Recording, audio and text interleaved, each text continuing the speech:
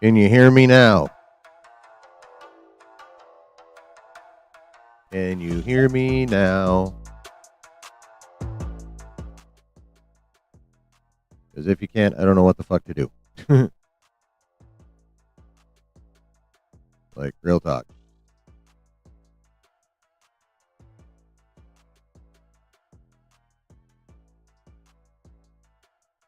There we go.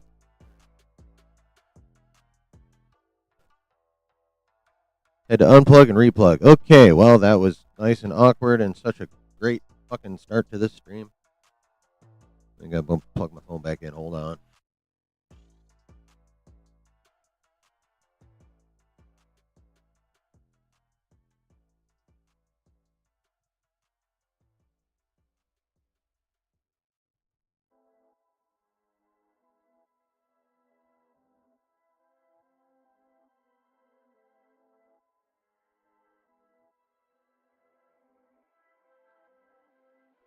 Okay, well, now that we've solved that, how's everyone doing?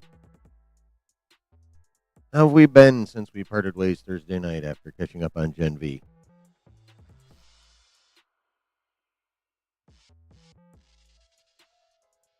Are you guys ready for whatever the fuck's gonna happen? Oh god, you know what that means? On my normal intro, they heard like loud music and then low music and then loud music and then that's it. Brother. Brother. So what's going on with you guys? Spicy Dan and Griff? What's happening?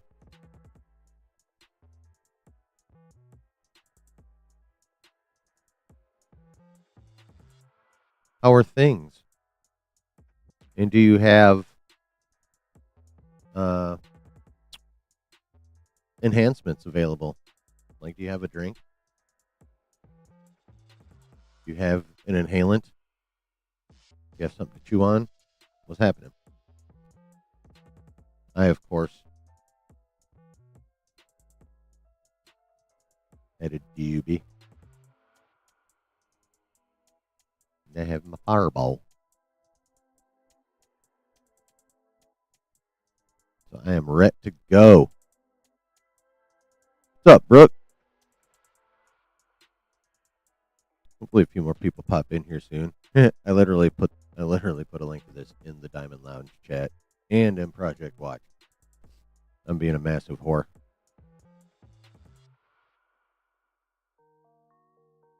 Oh gosh, don't get mad. But I actually put in the post. It's a fair use concept now.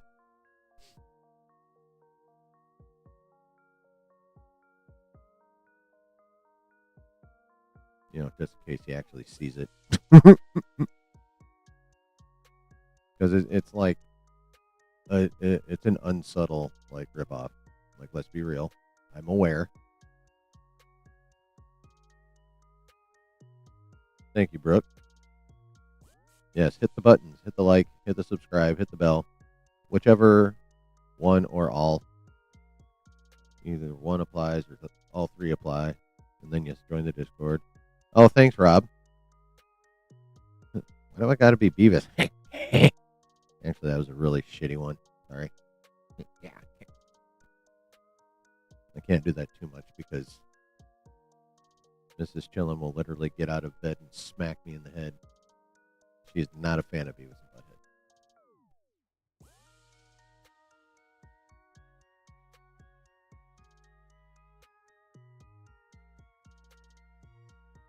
And also, thank you, Rob. How you doing, brother?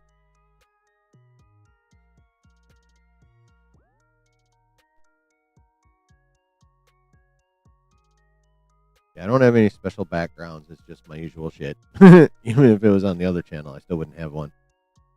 I don't have green screen or any of that shit.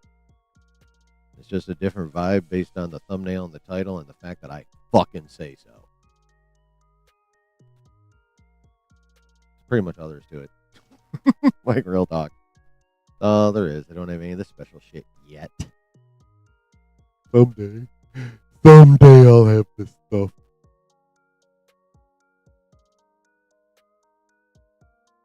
So, just to break the ice, we will talk about like the only really new nerdy thing to come out this week.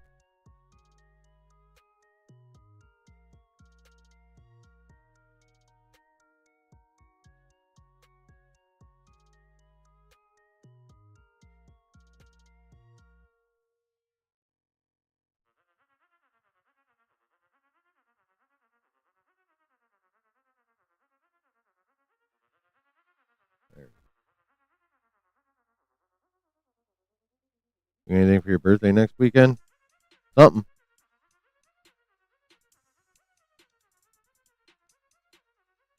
I know there's breakfast involved for sure. Like going out for breakfast. Man, I'm a sucker for fucking breakfast. So it's gonna be a damn good start for sure. All right. So to break the ice before we get into whatever else, we will go over the one nerdy news item that actually was new and different.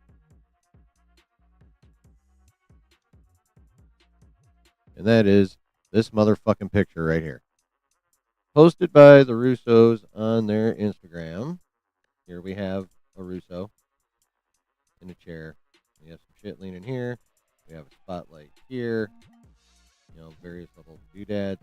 You know, basically a backstage shot with him in his chair. And it is, of course, an homage to the one they dropped in 2018.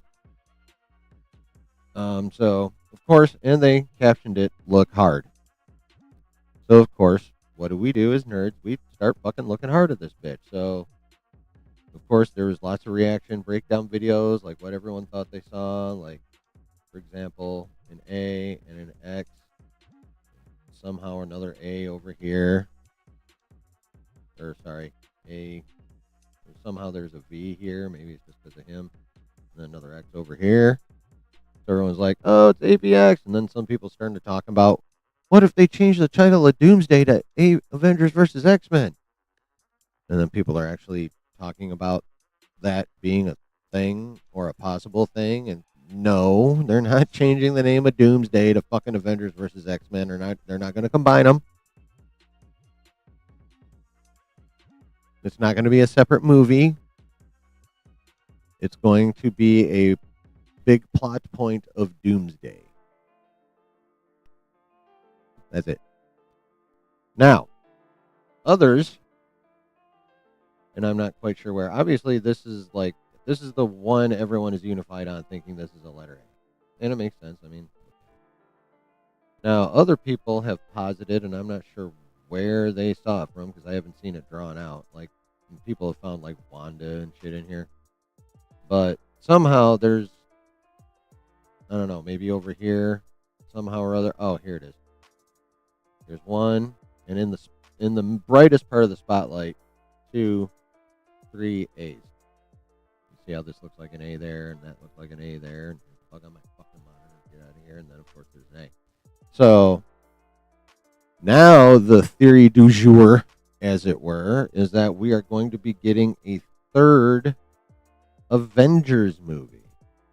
And for whatever reason, people are talking about it's Doomsday that's going to get split up.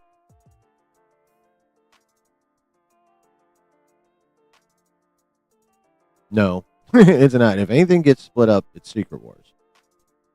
And if that happens, that's going to be December 27 and probably February or May of 28, because I believe they had slots in both those months in 2028.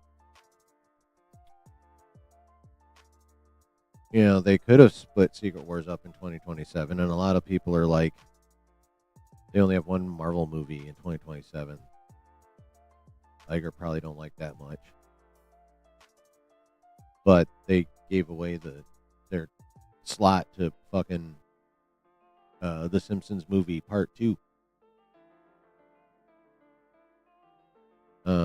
If you're doing that, I don't know, honestly, how pissed Iger can be.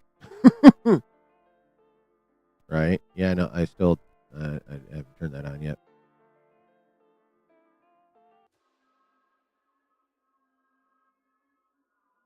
And besides that, if there's any movie that's like got to handle enough shit to where you'd split it in two parts, that would be Secret Wars, not Doomsday. I mean, technically, you could probably split them both if you really wanted to. But if you're only splitting one, it's gonna fucking be Secret Wars. That's the one that needs the most room. That's the one that would have a whole lot of shit. What up, Delta Dan? Gotta drive home, but you'll be back in 25. All right, cool. Well, be safe, brother. Be safe.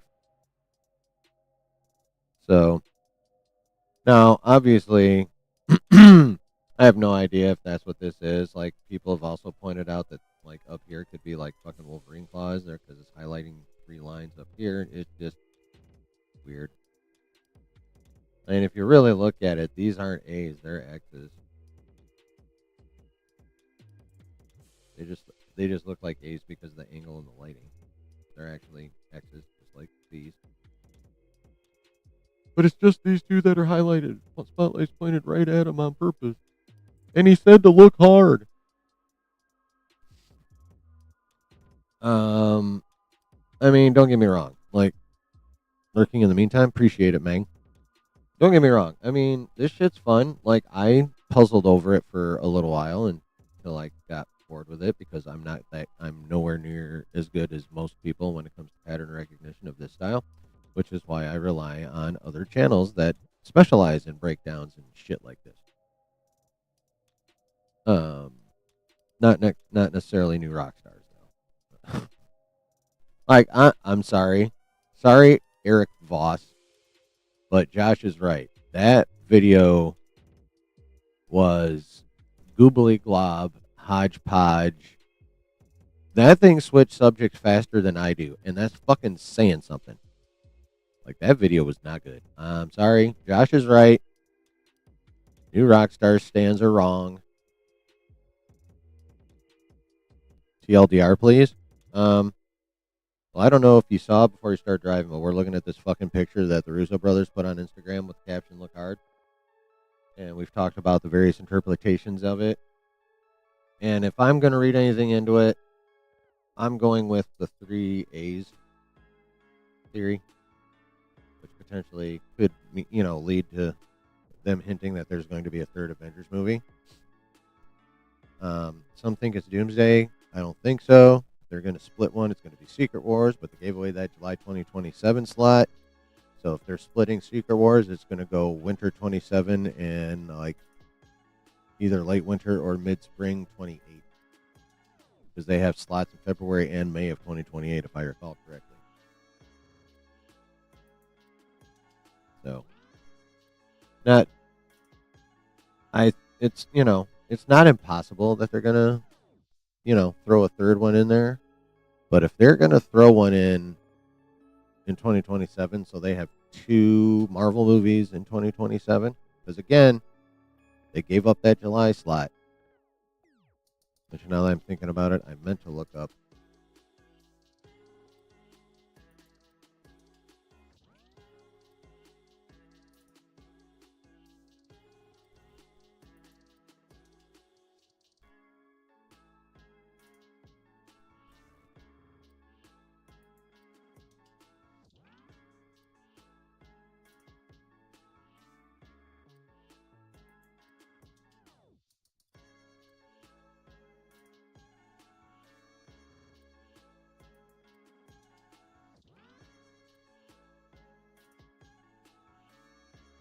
Okay.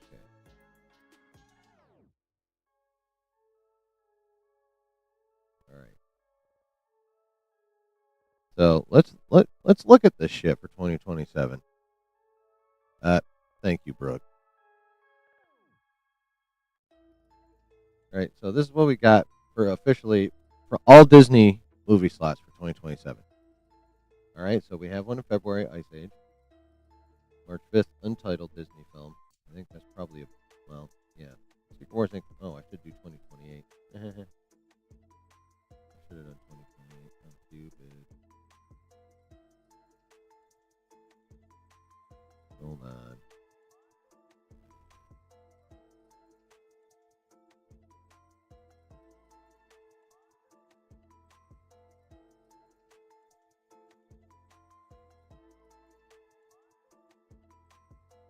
Okay, this is what we want because Secret Wars, or possibly Secret Wars Part 1, comes out December 2027. So, oh, that's right. God damn it. I'm a moron. I knew why I wanted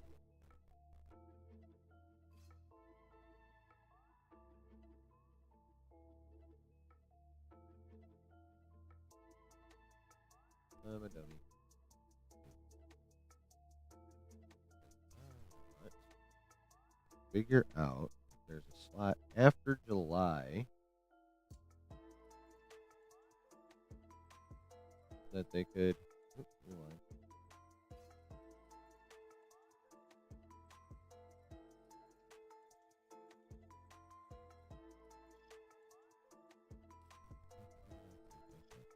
After July, that they could maybe sneak a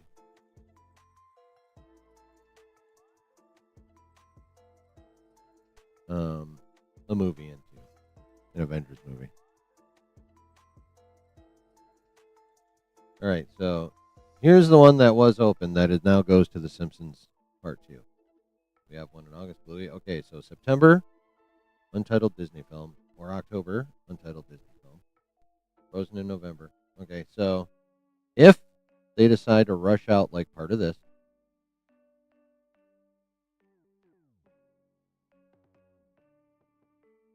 they would probably drop it. But really, no.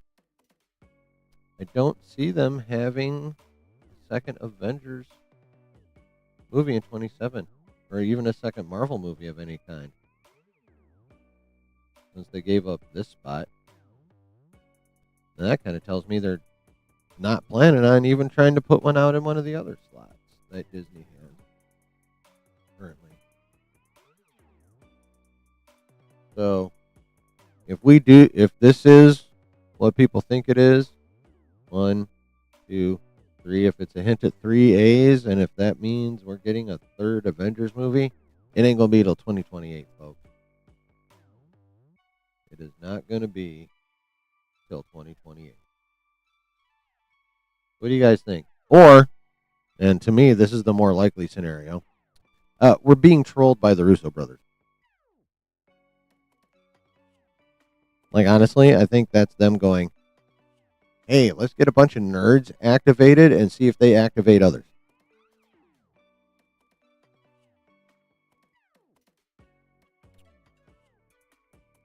I think it is a marketing ploy.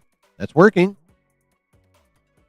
YouTube videos flying around, tweets flying around. Holy shit, look at this picture. What did they put in here? What does it all mean? It worked. It worked. So, what did you guys think about the picture? Think it's a troll? You think they're... Which theory do you subscribe to, if any? The Avengers versus X-Men theory, title change theory, just in general, a third Avengers movie theory? Which one do you, if any, do you subscribe to? Or do you just think that's a marketing ploy and a troll? What say you, chat?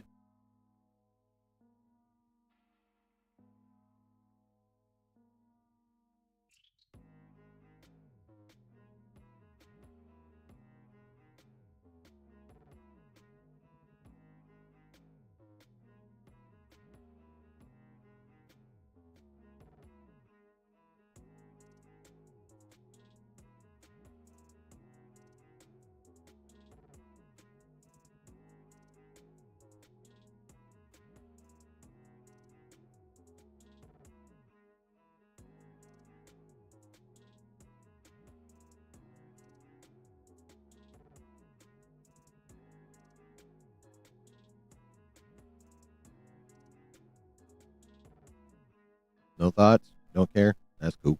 Kind of almost didn't either. I know you're driving.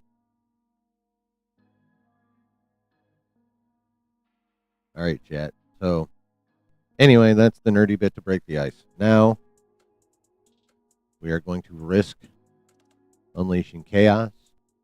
We're going to open Pandora's box. Pick any other metaphor for who the fuck knows what's going to happen next. Because it's now time to talk about what the fuck ever. So we're going to try this way first. I'm going to start a Q&A, and then it'll come up in the chat, and then you guys can just, put in a question about whatever.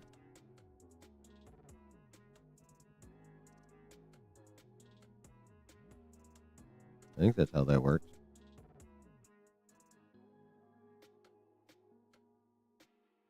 Someone try doing it.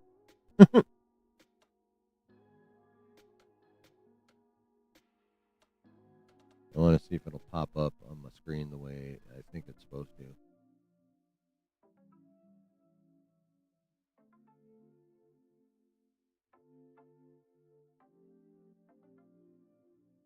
It looks like it opened its own special chat box.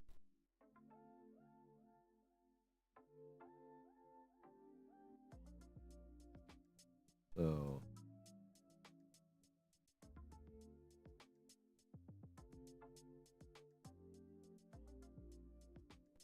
okay, do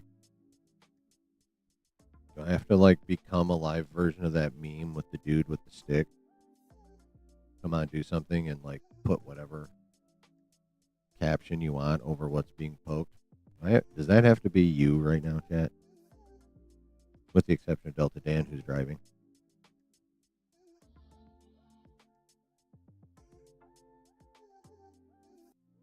Work with me here, guys.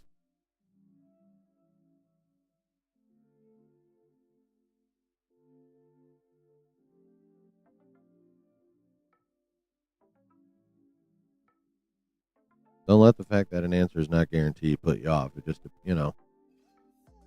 something's going to have to be really out of pocket for me not to answer it. And if it's that out of pocket, I'll probably put you in fucking timeout anyway. So.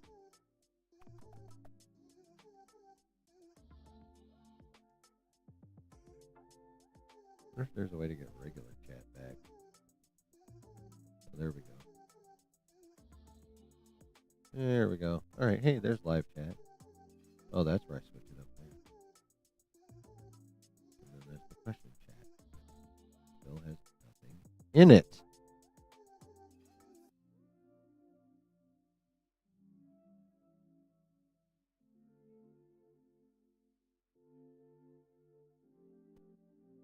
They could turn into a trilogy again, blending a transition movie instead of elongating a single story.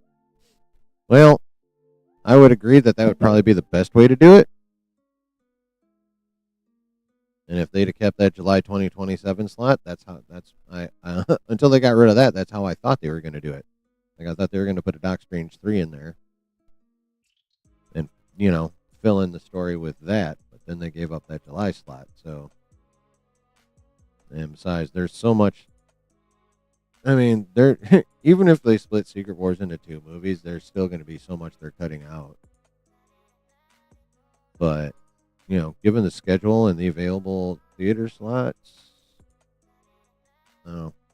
splitting Secret Wars and doing a part 2 in May of 2028 would be the most obvious move. And probably the easiest one to do logistically.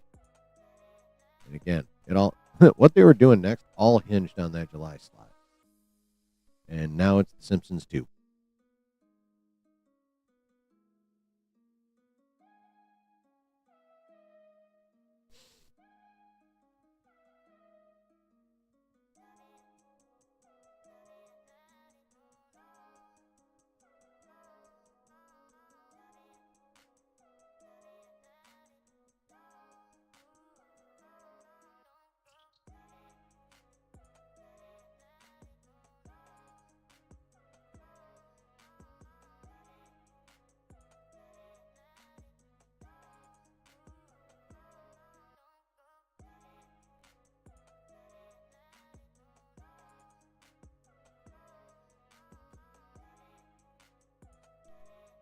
So.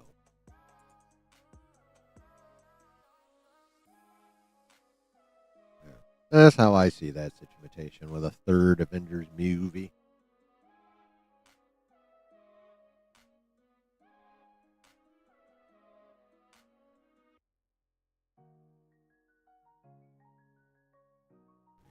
Maybe I will end this one and get rid of the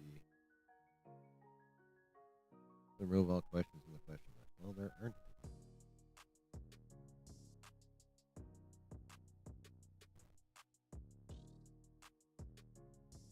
But I am going to start another without that other. Without that second sentence. That seems to be dissuading people.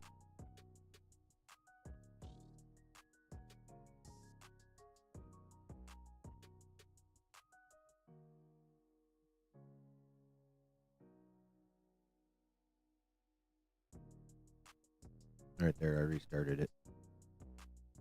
No qualifiers. Well, no obvious ones.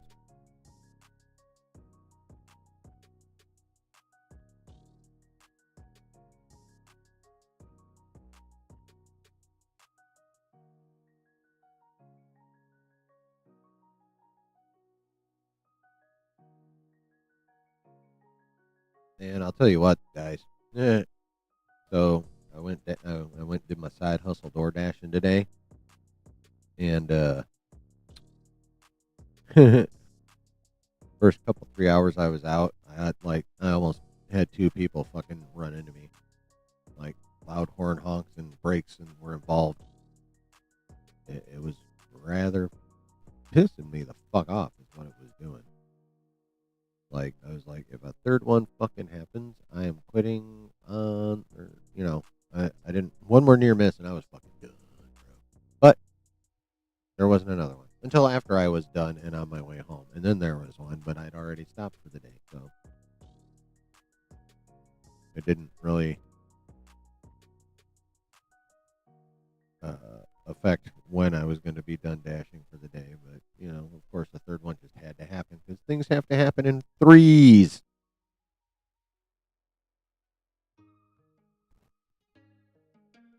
Things have to happen in threes. I mean, if you think about it, 3 is a very widely used and potent number. I mean,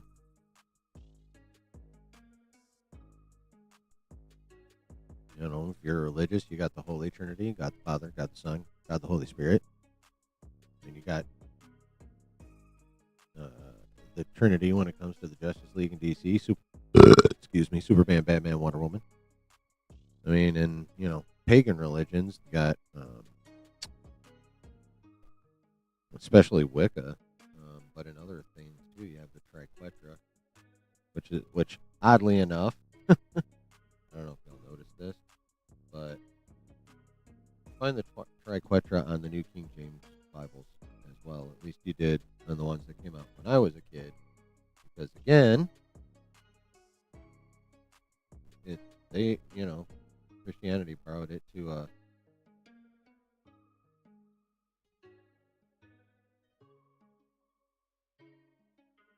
symbolize God the Father, God the Son, God the Holy Spirit. But, it's also a Wiccan symbol. If you ever watched fucking Charmed, this was on the cover of their book.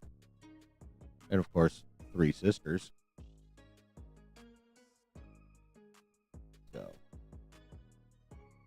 3 is a big fucking deal, if you think about it. Like, numerology is kind of fun. I haven't messed with it too much, but I've read, there's some books I've read where it was, as a concept heavily involved. Stuff like that. So, might be a bug. Snuck in from somewhere. Yeah, three's a widely used number. It's a popular number. It's powerful. It can be a powerful number. I mean, obviously, there's 3 sides to a triangle, but, you start sticking triangles next to each other, one up, one down. You know what you got then if you line them all up in a row and fasten them together in 2 rows and then put shit over top of them. You got a fucking bridge. Triangle construction is pretty fucking strong. Because I entered a competition where you had to build a wooden bridge, and we used the triangle thing, and we didn't place per se, but we outlasted a lot of people's bridges. Like, we tested them. They'd hang weights from them, and, see how much it could handle before the wood snapped. What do we make it out of? Oh, it was a science thing. An extracurricular science thing.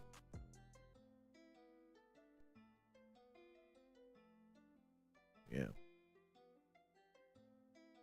Of course, there's pyramids which have 4 triangular faces.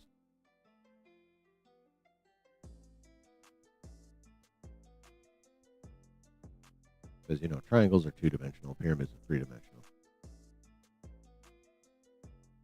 Triangles only, like, 2-dimensional triangles on paper only have length and height. No depth. You gotta stick 4 of them adjacent to each other and tilt until they meet at the point. Then you have a 3-dimensional figure known as a pyramid. Yep.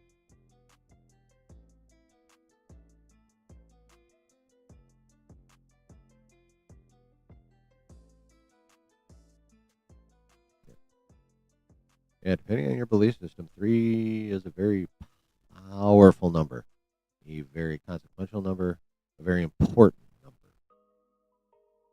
In numerology in general, it holds a very high significance for the aforementioned reasons, plus probably a bunch I don't fucking know.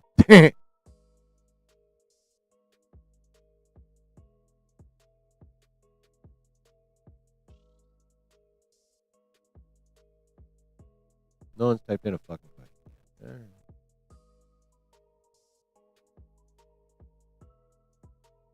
All right.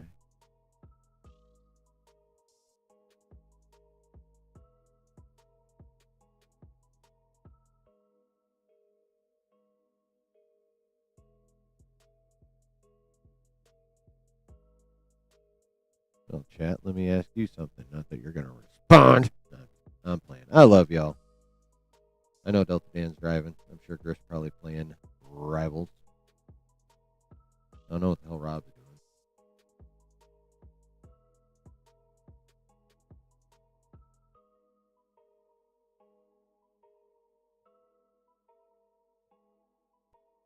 Anyone know if like anything's been popping off with like UFOs and shit lately? Any new hearings? Like I was following that for a minute, but then like literally it died off because the government did what it usually does, which is hold a hearing and then do nothing.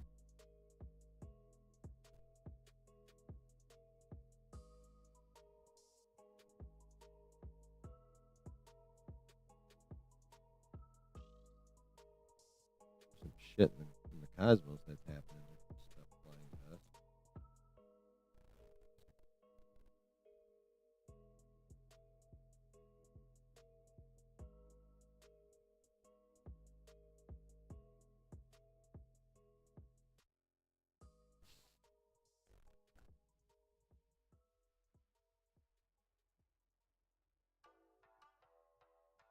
Oh, we missed it. Okay, there was one that was coming by.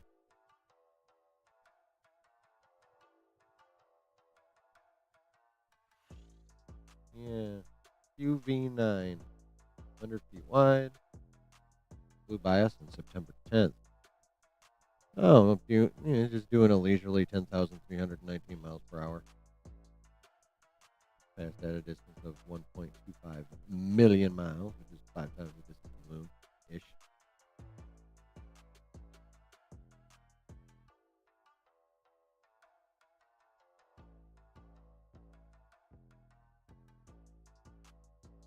Ooh, now there's one headed for maybe headed for the moon.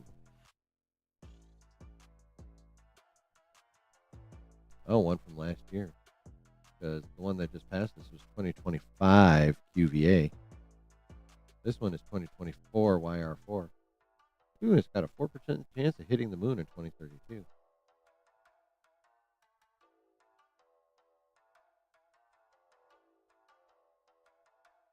Hasn't been peer reviewed yet.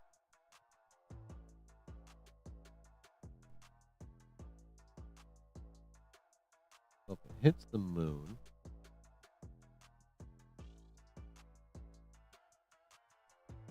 okay, yeah, it'd be dangerous if you're in low Earth orbit, but what about us down here?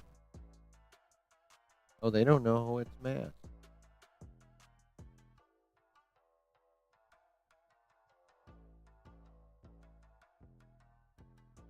Ooh, that one's bigger than QA5.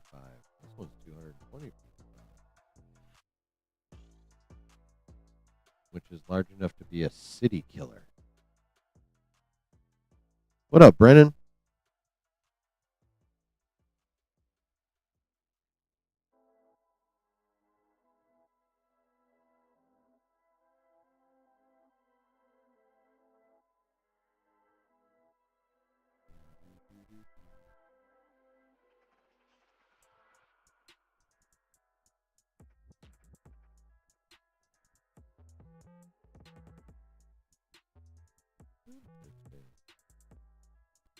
So, looks like they want to fly something out to get its mass so they can then figure out how much force they need to generate to change its direction.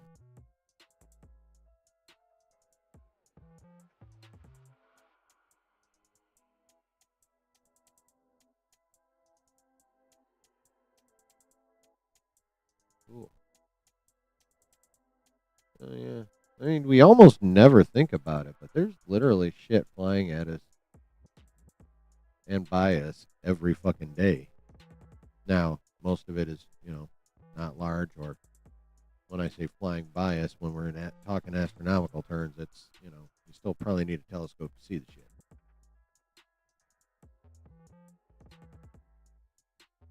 But it happens. It happens. I've been listening to a lot of Star Talk lately. Y'all know Neil deGrasse Tyson?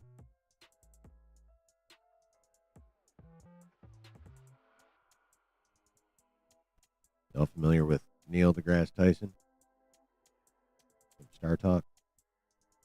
Started at Star Talk Radio. Now they got a YouTube channel in which they play, all the shit they taped. And they talk about a lot of cool shit. Y'all heard of dark matter? You know what dark matter is, guys? This is some shit. If y'all don't know what dark matter is. So, evidently dark matter the universe is like a majority of dark matter, it turns out. And if it's dark matter, we can't see it, so how the fuck do we know it exists? Gravitational forces.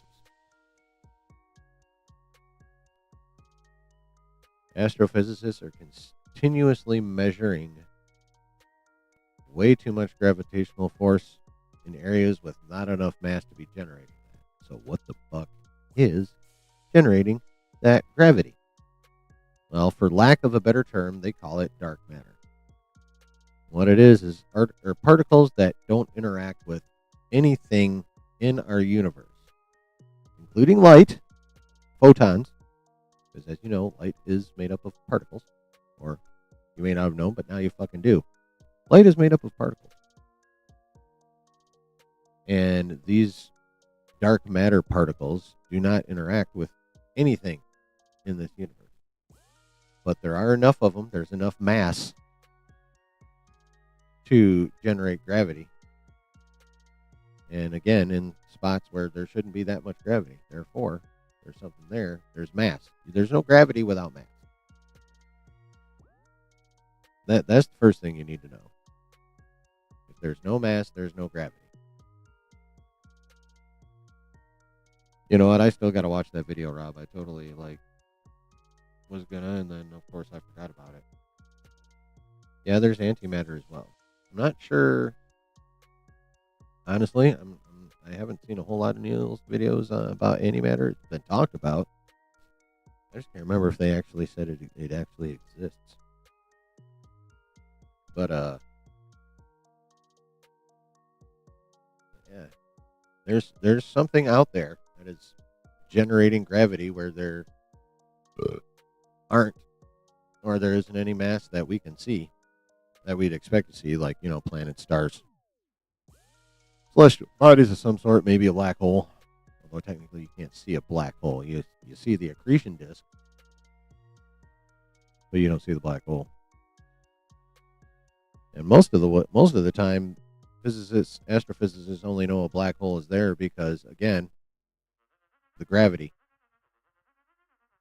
how things are moving near it. Like most of the time, we don't see an accretion disk on a telescope. Most of the time.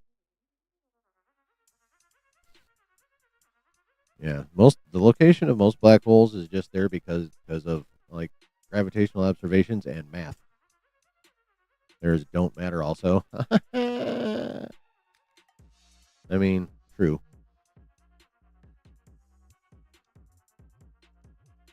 That is true. Yeah, man. Like when Neil and whoever's guest star like really start getting into the weeds, that's when like my brain starts like I try and keep up. I really, really do.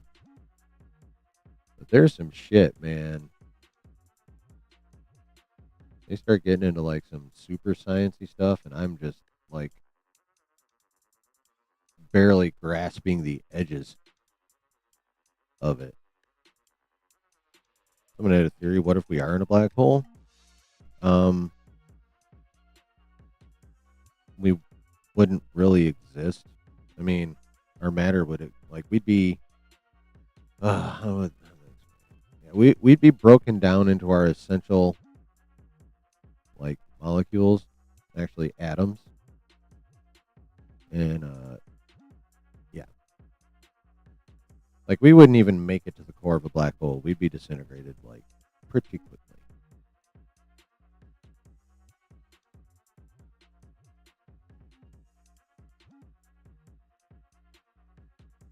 But it would seem to take forever because time is relative to gravity and distance.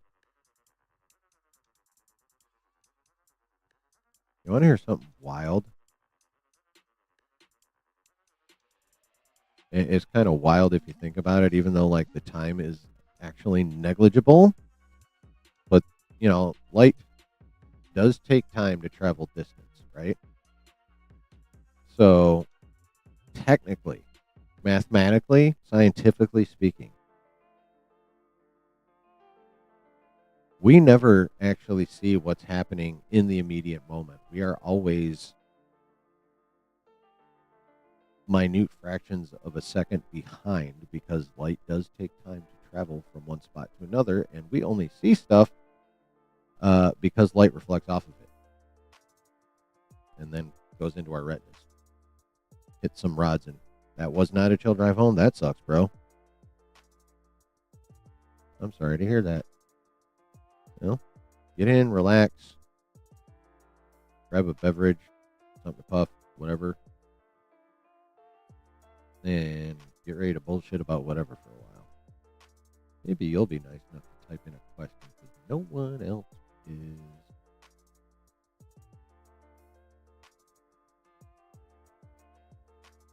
I also read some theory that somehow our future can impact our past.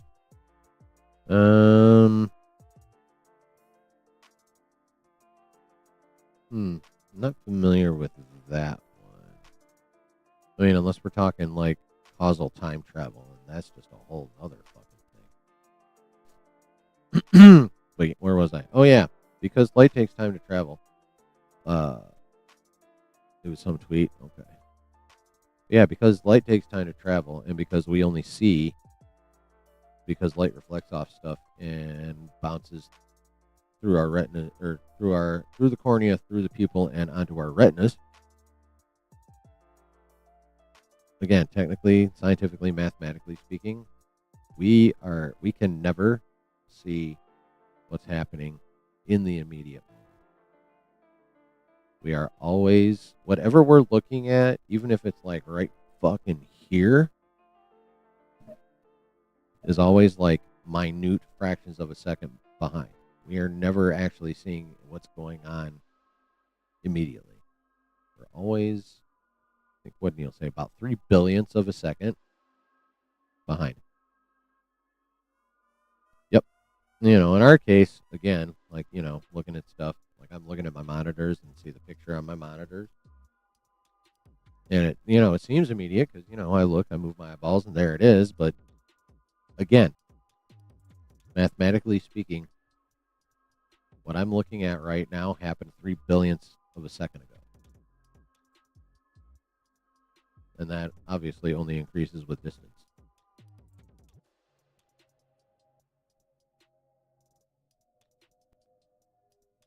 Like, take, for example, dark matter on Apple is fire. Yeah, I don't have Apple. But I'm talking about like something that exists in the cosmos. But the only proof we have of it is gravity. We can never be omnipresent. No, we cannot. But isn't that wild, though? We're never seeing what's actually happening right then. Whatever we're looking at is always, we're always seeing it just as it just was, not what it is. We can never see something for what it is in the immediate. Which, if you like really start to cogitate on that, is a fucking mind blowing concept.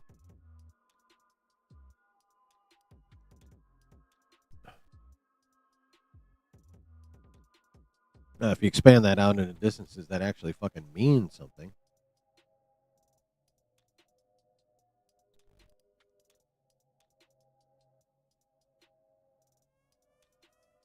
About to go bootleg Neil deGrasse on you, motherfucker.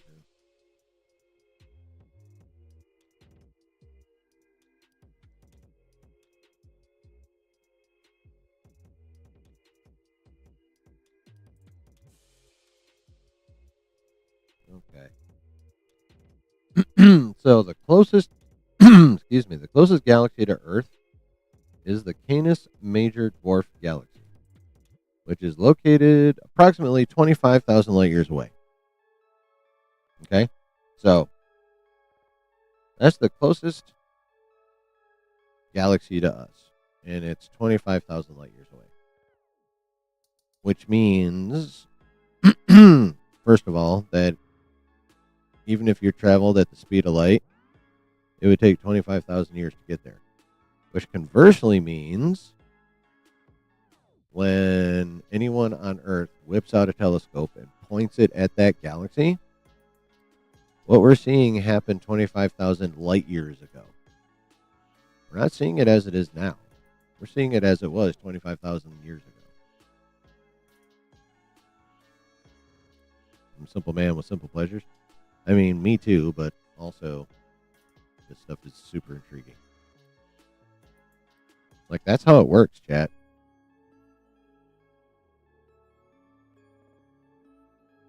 You know, especially when you start getting into, like, again, real distances. And that's the closest galaxy to us.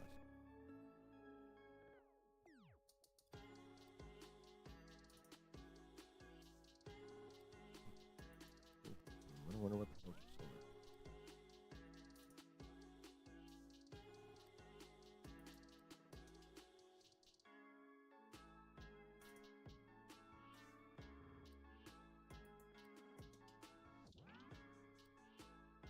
All right, so the closest solar system to our sun is Alpha Centauri, and that's only 4.34 light years away. Oh, it's a 3-star system. Alpha Centauri A and B, and a red dwarf, Proxima Centauri. And that little red dwarf is the one that's closest to us. Yeah, so that's 4.34 light years away. So again, when we point our telescope at the Alpha Centauri solar system, star system, we're seeing it as it was 4.34 years ago. Not right now. What a wild fucking concept, man. Because we don't, here on, here living our everyday lives on good old planet Earth, that's not something we have to think about. We're not far enough away from shit to where, like, those billionths of a second make a damn bit of difference to our perception. You know what I mean? So, like, that's nothing we really need to think about here. But when you start talking about distances in space and celestial bodies and shit, it's wild. And think, if there's another, if we are not alone and there's a civilization out on a, planet, either somewhere else in our galaxy or even in a. Oh, damn. That's intense, Delta Dan. Like, did they get in a wreck? Did their car just fucking break down? Like, what the hell happened there?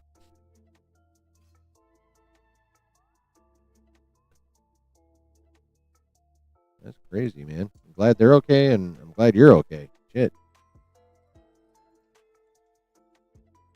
Yeah.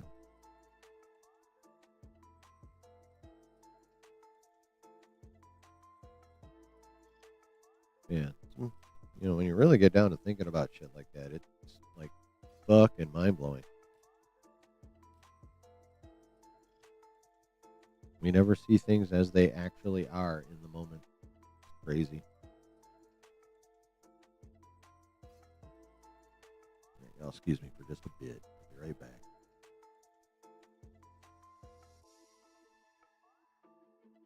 Maybe someone type something into the Q&A. Something you want to know my thoughts on that we've never talked about.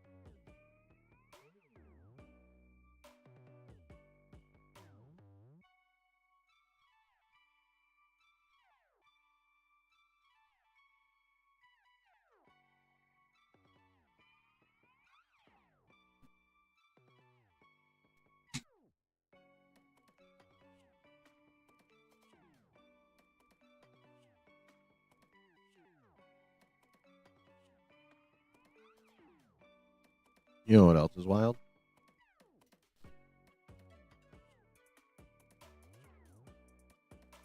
Technically, people at the equator age slower than we do. Not by a significant amount, but because the Earth spins slowest at the equator.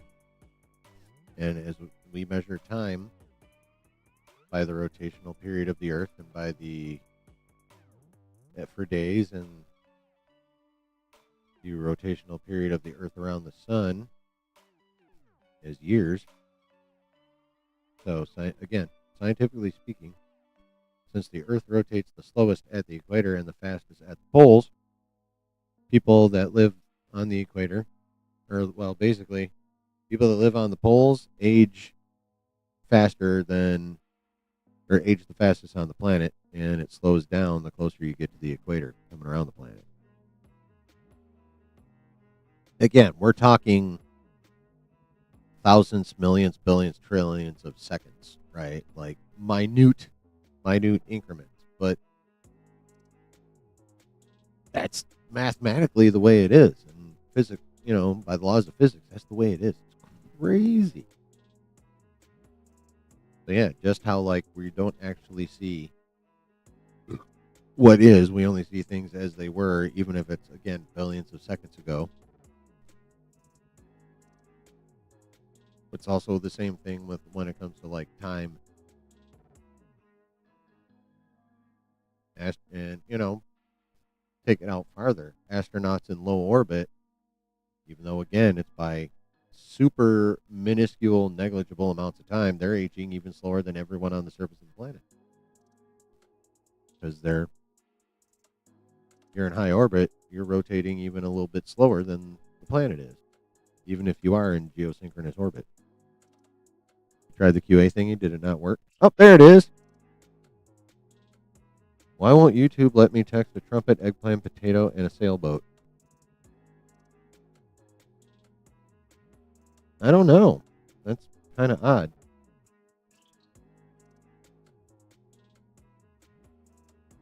I've seen people put weird emojis in there. And really the only one in there that regularly gets used is as something euphemistic for like genitalia, it's the eggplant.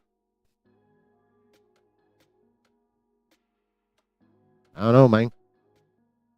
I don't know.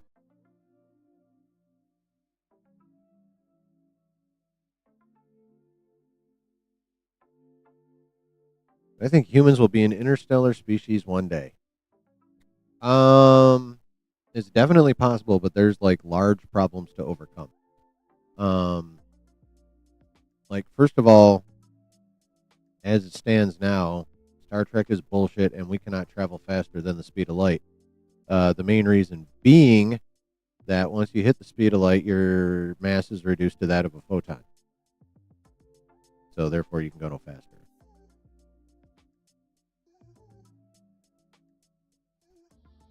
So that's, let's say though, an emoji. I don't know.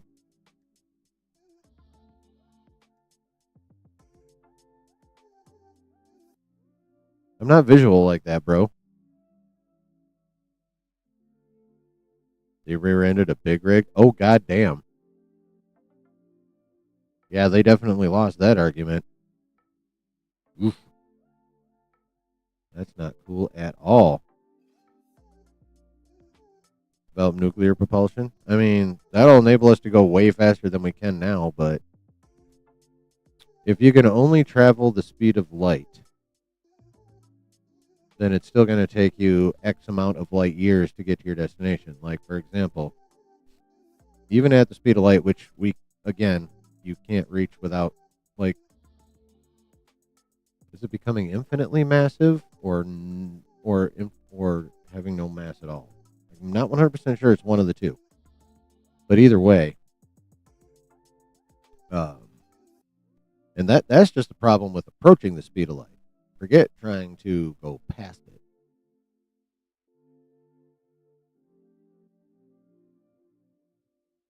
But let's say you can actually match the speed of light without reducing yourself to either nothingness or infinite mass, whatever the case is. I can't remember. Um, let's say you can survive that, right? You are still limited to, like, again, we go back to the light year thing. As far as light can travel in a year. So, assuming we even wanted to go to the Alpha Centauri system, again, even assuming we could survive the experience of traveling light speed, we're still going to take 4.34 years to get there. And remember how far away the closest galaxy is? 25,000 light years. So that means even at the speed of light, it would take 25,000 years to get there.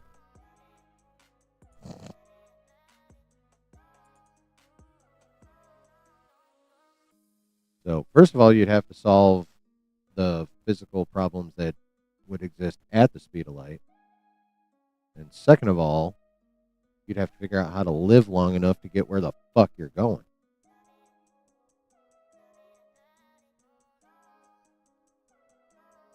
Like right now, the most realistic system is what we've seen in Alien, the Alien franchise, which is suspended animation.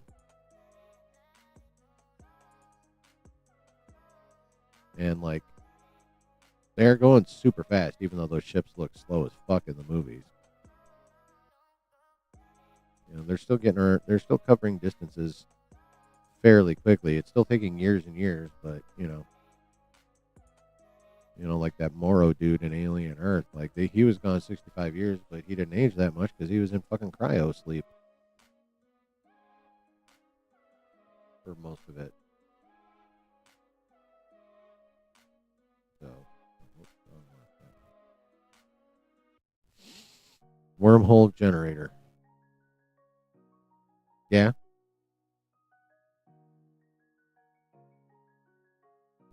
But wormholes are a whole nother ball of wax.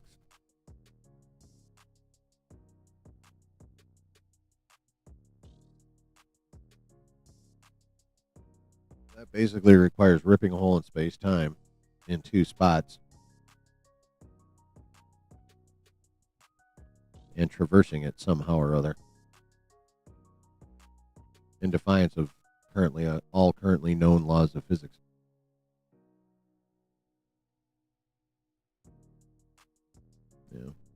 Yeah. Unless someone figures out how to, like, what do they do in Star Trek? The warp core forms like a subspace bubble around them, so they're technically outside of space time, which allows them to travel faster than the speed of light. Barring that, um, going as fast as you can go without, like, getting as close to the speed of light as you can safely, and then cryo sleep is kind of like the most realistic option at this point in time. I mean, who knows? Someone might solve the warp speed thing, and then we will be in Star Trek. Then we will be in Star Trek land. I have not seen the Golden Dome project. I've heard them talk about it a couple times, but I don't remember the specifics. Unfortunately, it sounds cool.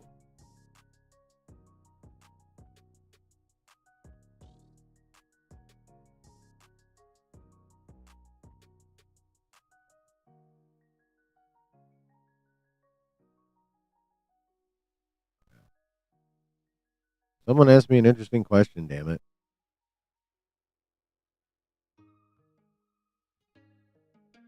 Like in the Q&A thing, I have it pulled up here. I got live chat here.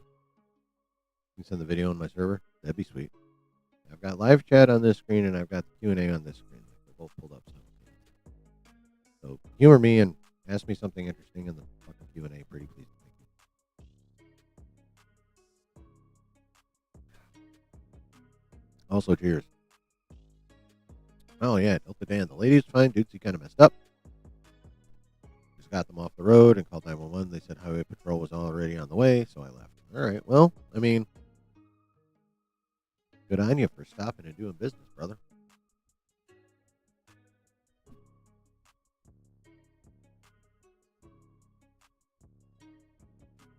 Good on you for that.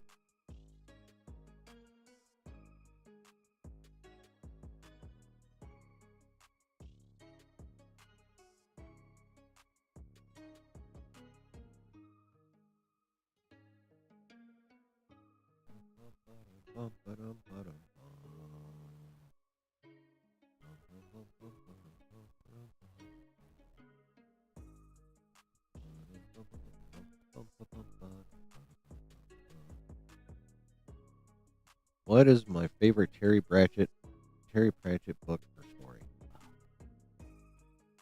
Well, I don't have them all yet. I can't think of a specific one.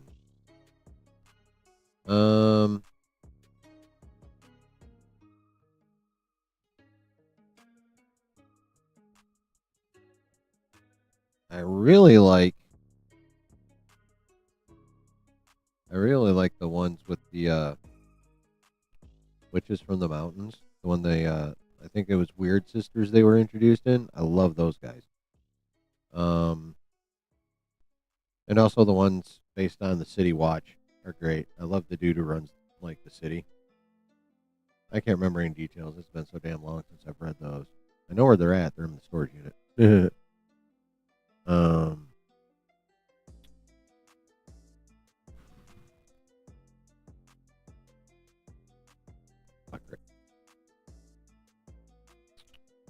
Oh, I love the ones involving death too. Trying to think of odd title. You know what? Let me pull up the list. I got a pretty good idea.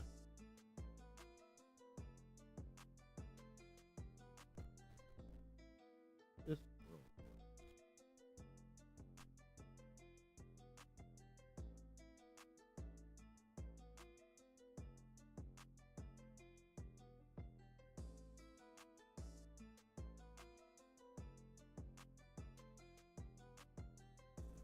Damn, I didn't realize the first one came out in '83. Good lord.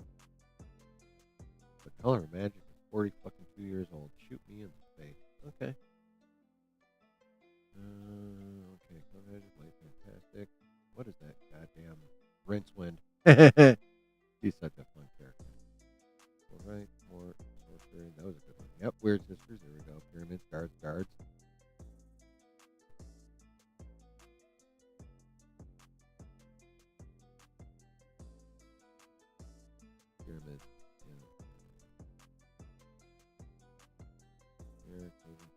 Reaper Man, that one's a good one. Witches Abroad, love that one. Lords and Ladies. Oh yeah, when we start getting into like what is that, vampires and shit. There are full music.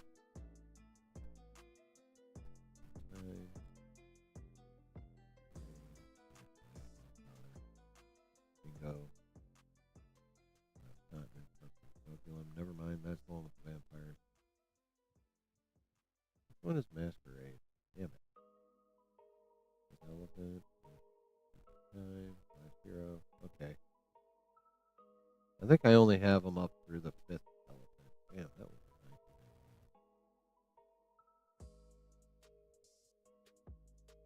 nice. Might have one. Where's oh yeah.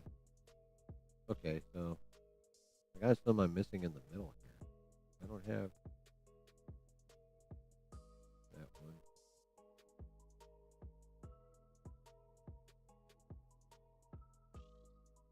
I don't know what the hell that is too either. But I'm pretty sure I have Going Postal and Spud. I definitely don't have anything after Spud. And he hasn't written one since 2015. Yeah.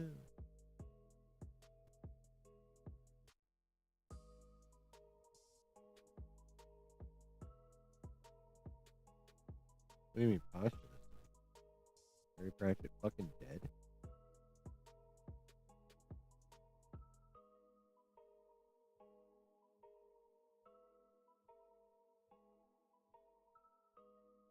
Yeah, I don't know if I can pick a like complete favorite.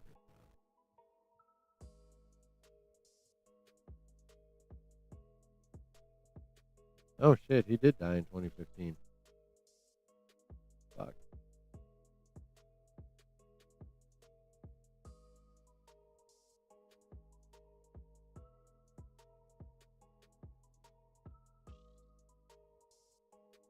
Wow. Okay. I didn't know he was fucking dead. Yeah, I love me some Discworld books, 100%.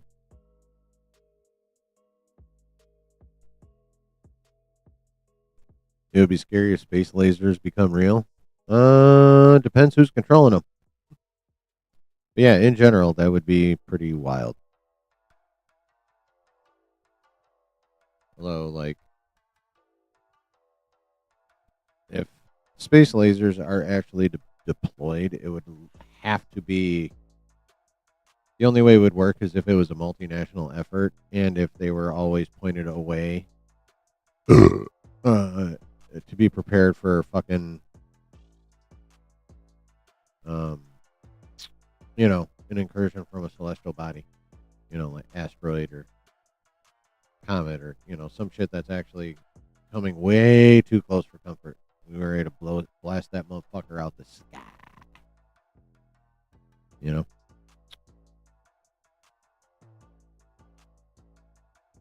Oh, yeah, the Night Watch is great. Oh, right, Death of Rats. Squeak! In all caps. Death is great, though.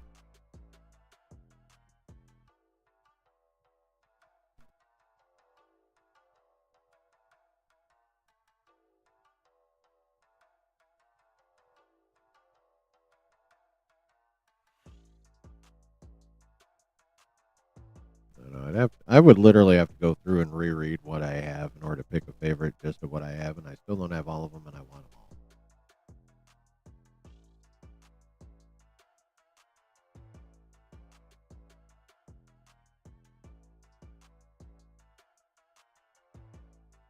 I definitely want them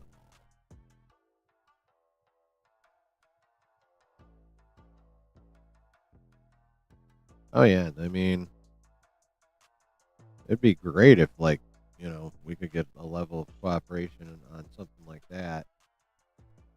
I mean, the International Space Station is literally that. It's an international endeavor, but, there's no weaponry involved, so it's easier to trust each other in that case. You know, you start bringing lasers into the equation, people start getting fucking paranoid and distrustful and stuff like that. So, but of course, if one country tried to unilaterally, everyone would freak the fuck out about that too.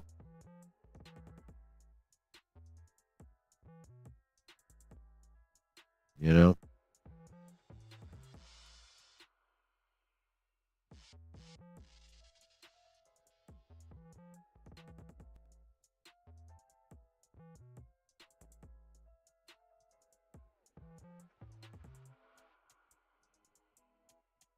Think we might have space-based fighter jets in the future? I don't know, but start putting them in the questions, Brooke. I put it there for a reason. I would imagine at some point, yeah. I mean, we have shuttles, so we're already partway there. The biggest problem with having space-based fighter jets over, like, something smaller and sleeker and actually jet-looking.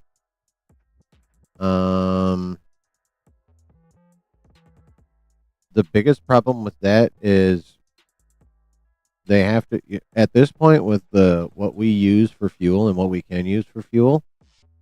They're gonna have to basically look like the fucking space shuttle and not be very maneuverable. Because in low gravity or no gravity, especially if you're outside the fucking atmosphere, just like unlike jets, normal jets that fly around in the atmosphere, you would need like multiple uh, multiple thrusters because you can't steer in space like just by having thrusters in out in the rear. Turning flaps in space will accomplish nothing because there's no air for them to make friction against to turn your plane. You would need like multiple thrusters. Obviously the main rear ones that all jets have, but you need ones on the side. You need ones on the top and bottom because there's no opposing forces in 0G.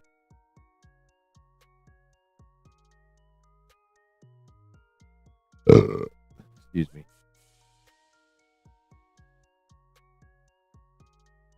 There's no opposing forces. There's no friction. You need a lot more to you need a lot more than what we're used to steer in a 0G atmosphere, or even an extremely low G atmosphere.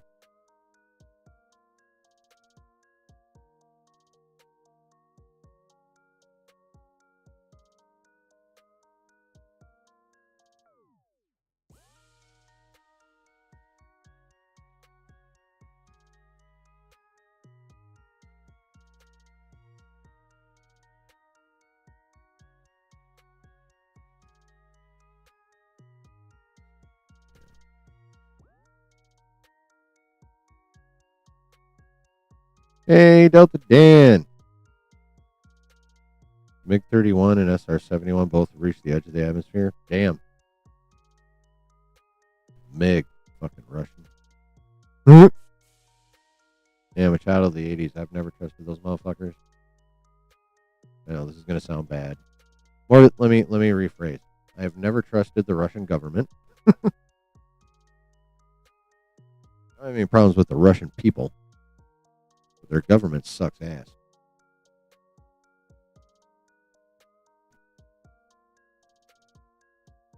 I mean, Gorbachev worked with Reagan and, brought down the wall and shit. So, but like, the motherfuckers before him and the motherfuckers after him, problematic, to say the least. Oh, no, MiG-31. Don't get me wrong. Russian fighter like the MiGs, they look damn cool. Like, I appreciate them for what they are. I just don't like the people. I just don't like the government that is in charge of them. That's all. That's all.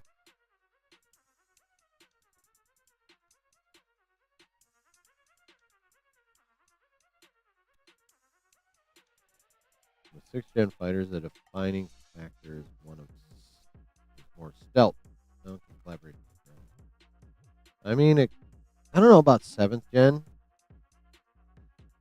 I think there's going to have to be a few more intermediate steps before you can get something that's truly fighter jet like that can maneuver in space efficiently.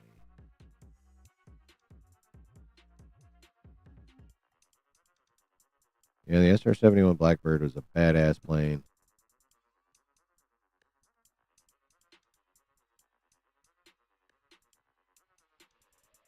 Yeah, they had to do it the hard way back then, bro.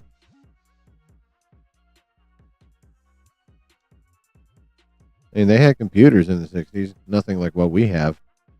Phone on my desk is more powerful than like the phone some of you may be watching on is much more powerful than like even those big old fucking wall supercomputers that they had back then. That's think about that. Your cell phone is more powerful than the computers that used to run NASA launches back in the day.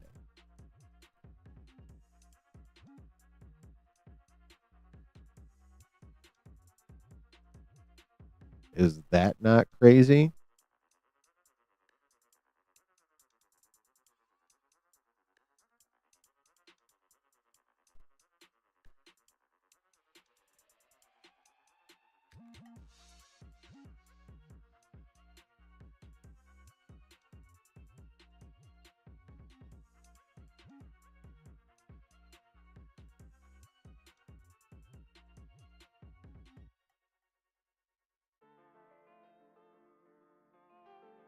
This right here is more powerful than the computers that got men to the moon.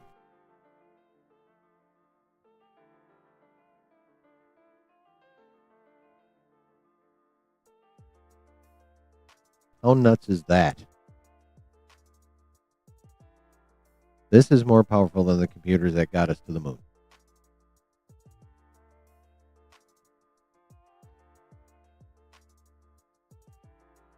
Fucking nuts, man.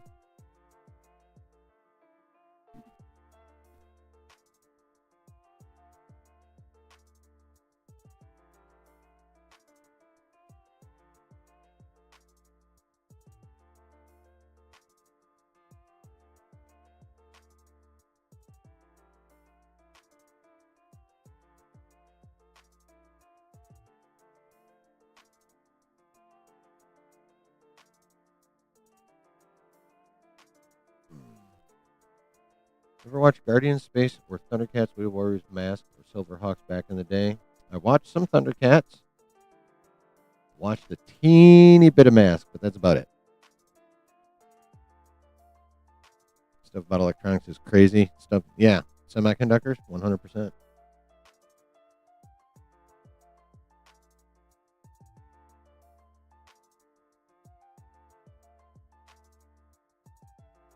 You guys, like, you know what's really wild? And I'm about to, like, be all super partisan about, like, NASA and shit.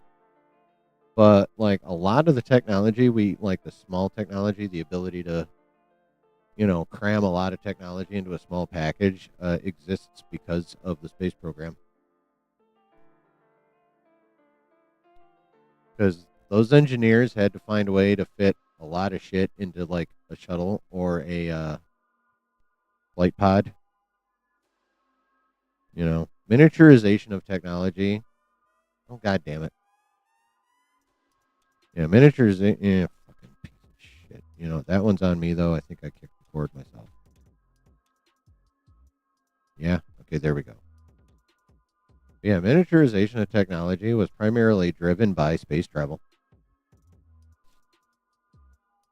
Your brother's starting a nodes company. That's cool. That's cool. But yeah. Like between space travel and the military, that's, believe it or not, that's where most civilian technology gets started.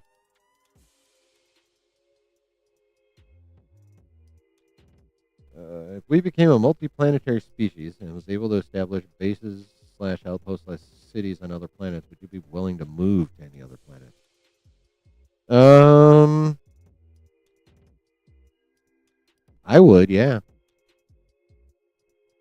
After everything was like super well established, because I ain't trying to be a pioneer. I'm not a colonist.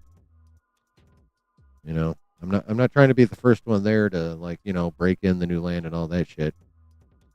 They get it all set up and nice and running like a city here, then I'll be more than happy to move to another planet, but not until that point.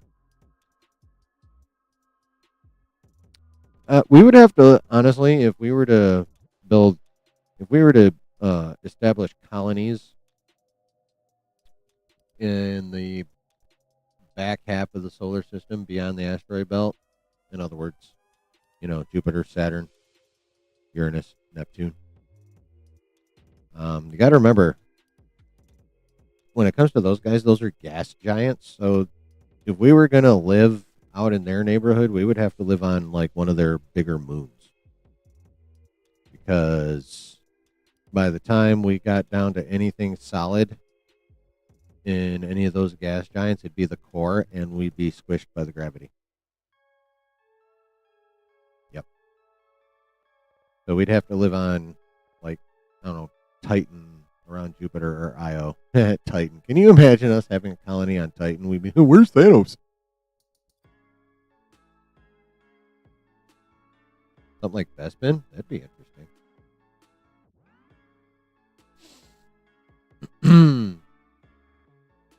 Cabana gas mines. Hell yeah. Yeah, no. Like, I'd totally live on another planet after everything was set up and running the way it was supposed to.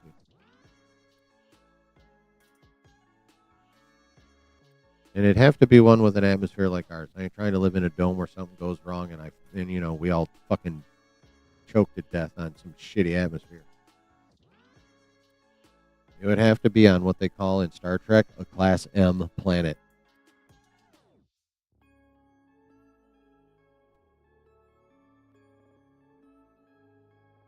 Yep.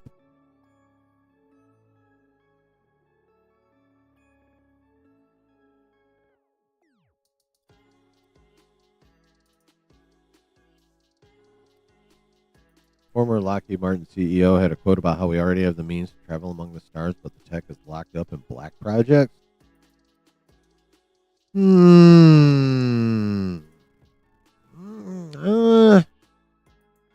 don't think so.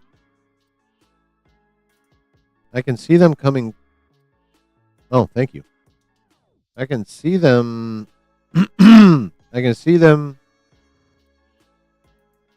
I can see them having like, you know, way better slash stronger slash more efficient propulsion systems than what the rest of us know about. I can see that. But that would be about it. I don't see.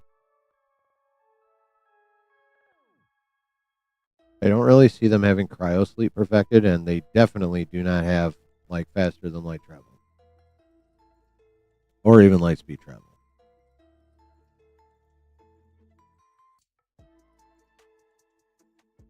That it would take an act of God to ever get them to benefit humanity. Now that I believe, like any of the advancements that are in that sector, I 100% believe that it would take an act of God to get them to let it out and let everyone have it. Let everyone benefit from it. I totally believe that. I'm willing to wear that size of a tinfoil hat. Anti-gravity propulsion.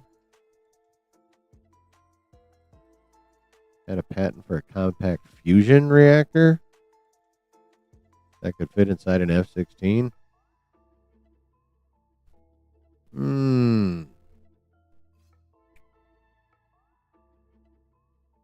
Yeah. I don't know. That would mean that Lockheed Martin had better scientists than like NASA, the ones that run CERN over there in Europe, where they're attempting to recreate the Big Bang. And even they can still only smash atoms together. Like, the only way we can make nuclear power right now is through fission, and we split atoms. Like, the best scientists, at least in the civilian world, can't do fusion yet. They're getting there. But They can't do fusion yet and keep it stable. It still ends up fission. I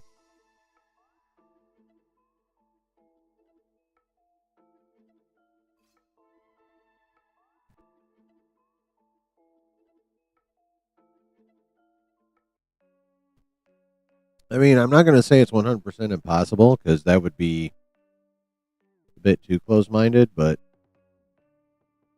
probably the reason is just a patent. Yeah. Yeah, I mean, you can patent a design as long as you're the first one to come up with the design. It doesn't mean it works. Just means if you get it to work, no one else can do it. Yeah.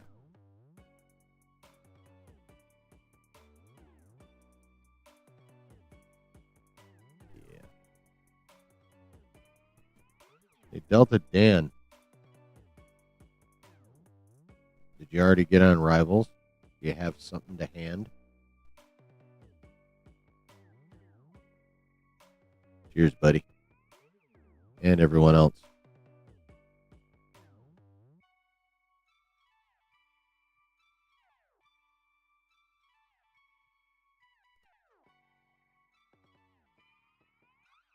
Well, Boeing must have a bigger bank account. Well, I take that back.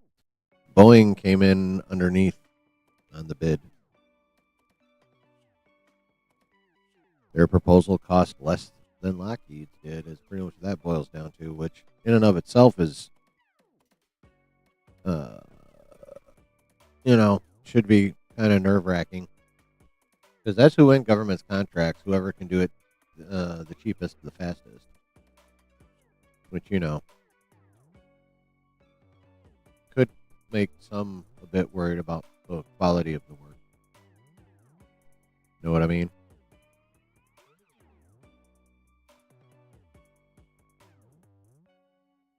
Oh, yeah. I mean, companies like Boeing and Lockheed Martin are very involved with NASA, too. Like, NASA doesn't actually build all its own shit. Like, they contract that work out to people like Boeing and Lockheed and shit for, like, rockets and shuttles. Maybe the final assembly happens in some big NASA warehouse factory thing, but, like, the components are definitely done by outside companies. For sure.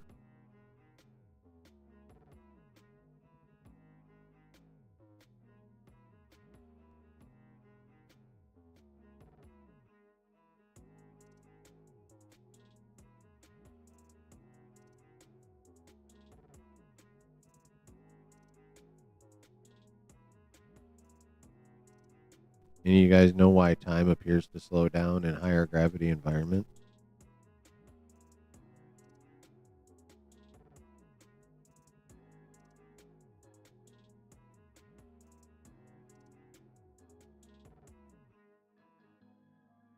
Well, we had the Concorde, Brooke, and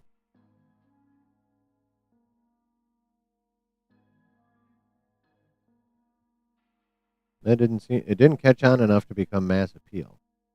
I don't even know if I don't think those things even operate anymore. Although those bitches got up high enough to where you could actually see the excuse me, curvature of the earth. Yep.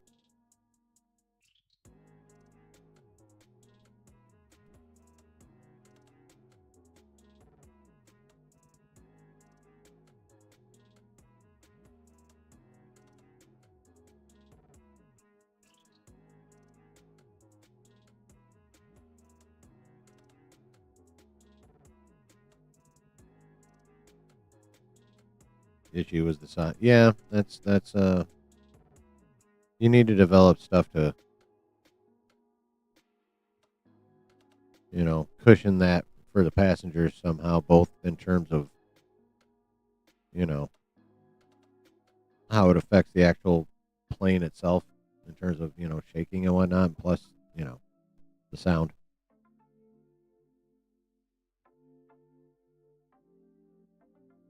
Yep.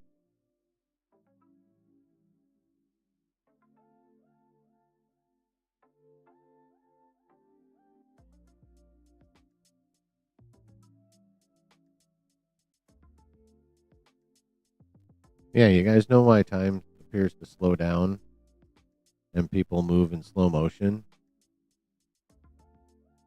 in higher gravity environments, especially if you're farther away from the source of gravity than what's in front of you. You guys know why that is? Why we have that perception?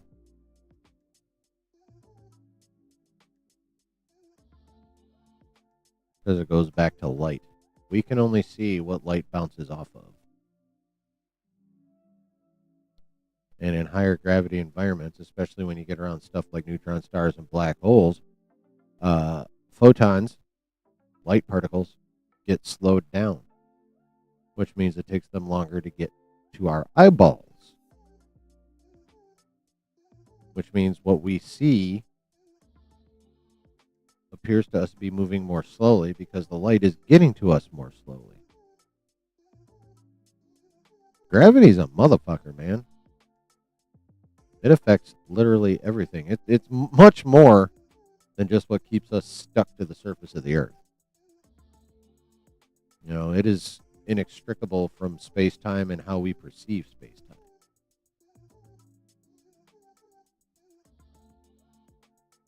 The speed of light in a vacuum is always constant. In a completely gravity-free and friction-free environment, yes, that is true, bro. But yeah, there has to be no gravity and no friction whatsoever. Once you start throwing gravity in there, it's going to slow shit down in sufficient amounts.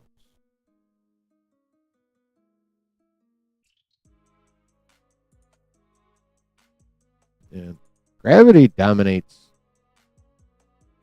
literally everything when it comes to, you know, space-time. You know, obviously it's it's quite visibly consequential here on Earth, you know, when you trip over something and bash your knee or whatever, you know, something falls and lands on your head or your foot, you know. Those are the immediate consequences of gravity that we're used to. But when you start thinking of gravity and its effects on a cosmic scale, shit. It can get a little nuts.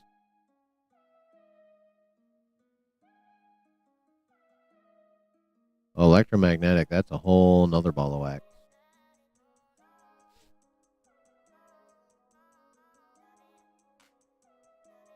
And everything with mass has gravity. If there's mass, there's gravity.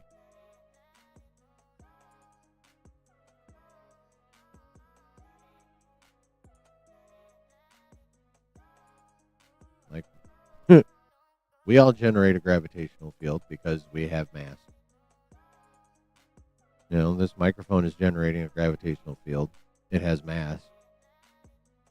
This mouse.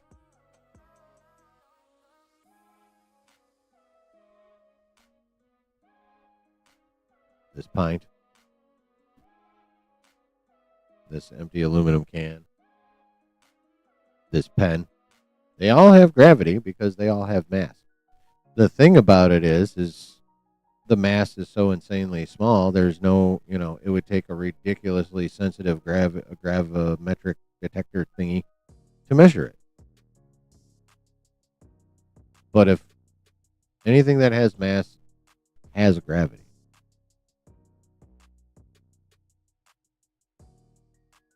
Yeah, the ability of a professor to connect with the class, you know, let me rephrase that. The ability of a professor to make their subject interesting makes a big difference, and a lot of things go into that. You know, their ability to be passionate, you know, to actually generate excitement with their attitude. That's a big thing. The best teachers are the ones that know how to activate their students. You know, you can stand up in front of the classroom and spit facts at them all day. You know, and show them how to do shit like, all day long. It doesn't mean that you're a good teacher. It just means you're getting enough out of the students to pass the class. That's it.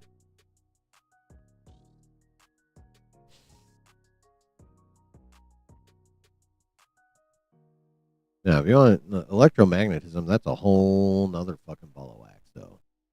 Electromagnetic forces. Gravity keeps our atmosphere here for us to breathe, but electromagnetic forces, like we have a lot of almost like an electromagnetic shield around the planet, and that's what keeps us from being crisped by all the shit that the sun generates in terms of solar winds and all kinds of particles and atoms and shit. Like we're shielded somewhat from that kind of stuff by the atmosphere, but most of the work is being done by the EM field that surrounds the planet.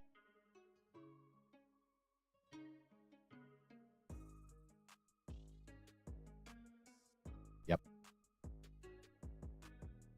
Electrical current is generated by the spin of electrons. Yep. Yep. Just a matter of what you're doing to get them to spin. In the case of the incandescent light bulb, we're talking heat through resistance, or heat generated by resistance through the filament.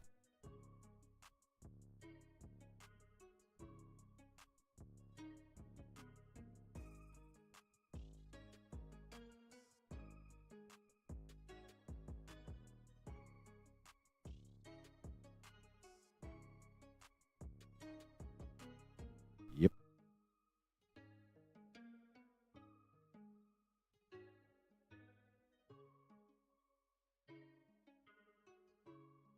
But yeah, getting an electrical current is just because there are specific ways of activating getting electrons and atoms doing their business at a much higher rate of speed than normal, getting them agitated. It's how microwaves work. Like microwaves literally use microwaves in the physics sense to bombard whatever is inside the machine and get the atoms vibrating at a much higher rate, therefore generating heat, therefore cooking your food.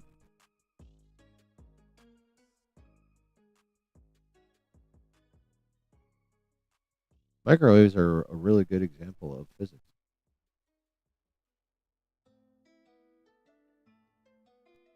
And the manipulation of the vibration of atoms.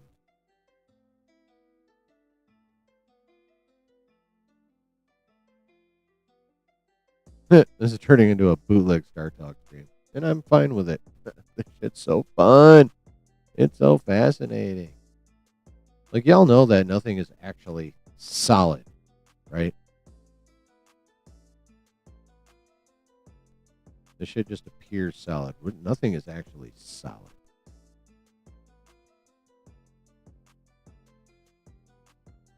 Because for something to be like solid in the complete physical sense, the closest thing that probably comes to that is the core of a black hole.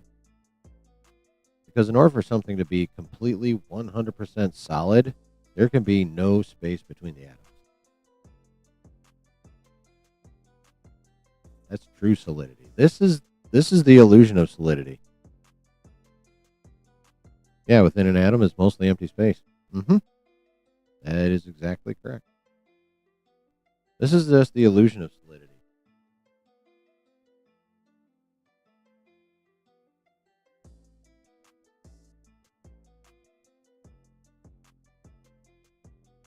Camel Grist, poor choice of music and rivals. What the fuck?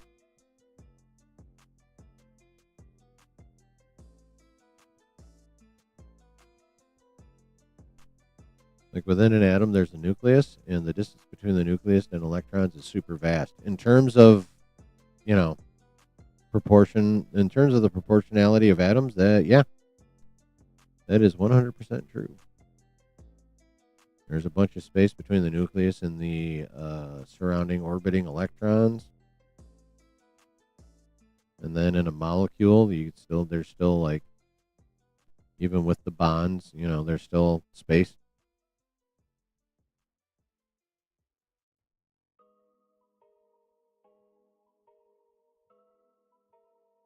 You know, the reason that we have the appearance of solidity is because we all vibrate at the same point. Like atoms vibrate. Everything has a frequency.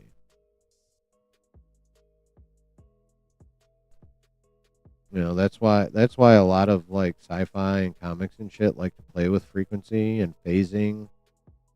Um, a big thing about DC is the Flash is able to achieve multiversal travel because universes, if there is a multiverse, and that, God, I gotta remember to try and circle back around to that one. But the multiverse, as we like to think of it, is in comic book terms. Um, DC has the Flash able to traverse the multiverse because they go with the theory that each universe vibrates at its own frequency. And in order to travel between them, someone from, like, say, our universe would have to match the frequency of the universe they're trying to get to. So, since, of course, the Flash, you know, in comics was already able to vibrate to the point where he could phase through solid objects, all he, by changing the frequency of, himself, you know, being able to travel between universes is just an extension of phasing. It's just you got just stumbling on the exact frequency of the universe you're trying to get to. But if you can match it, you can pierce the boundary between universes, and poof, you're in a universe. At least in DC. And that's actually that way of traveling a multiverse, assuming a multiverse exists in the way we like to think of it as comic book nerds. That is the most scientifically accurate way of possibly doing something like that. Even though, at least in terms of what we know about physics right now, that wouldn't work. That's still the closest thing to like real physics that you're going to get in being able to travel a multiverse, per se. When was it? Like a while ago, like I actually watched one of a Star Talk video, and they were talking about the multiverse. Um, yeah, I got to try and remember it. Basically, what the conclusion some leading astrophysicists were coming to is that a multiverse, again, in terms of how we as comic book nerds would think of it, doesn't exist. However, how did they put this? They noticed that for whatever reason, the universe was not expanding, like shit inside it is not expanding at a constant speed. Some of it's moving slower than others. And at first they thought the universe was, you were right there at the Big Bang and you were riding the wave out. The initial thought was that all the universe was expanding at the same rate, right? But they found some shit and done some math that led them to find out that is actually not the case. There are parts of the universe that are traveling outwards faster than others. And I don't remember exactly how they got to it, but they're thinking that potentially we're in, like, per se, a pocket universe, and we are traveling slower than other pocket universes as part of a bigger universe. Like, in terms of universes, we would be like a bubble in a body of liquid. All the bubbles kind of moving along at their own pace. You can't get from one to the other. So, like, and it's also entirely possible that the physics in our particular pocket universe or whatever inside the overall big ass universe would be different from the physics in a different one. And that's even assuming we could travel between the two.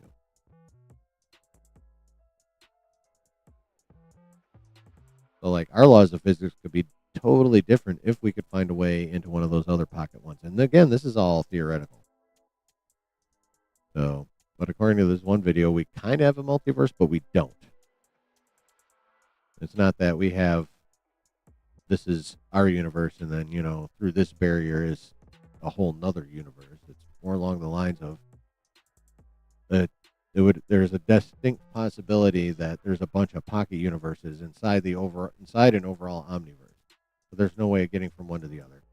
The laws of physics in one universe could differ highly in a different little pocket. Yeah.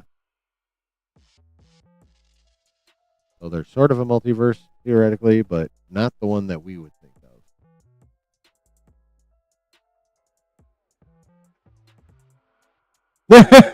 Justin, I love you, man.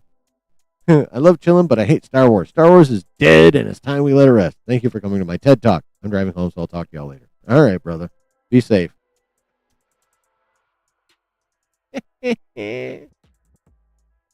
My guy, Jay. I'm not even talking about Star Wars. I'm talking about actual fucking, like, the actual real cosmos and gravity and,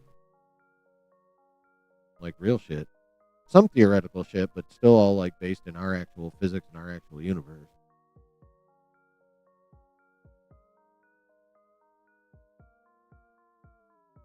Yeah, Star Talk, not Star Wars.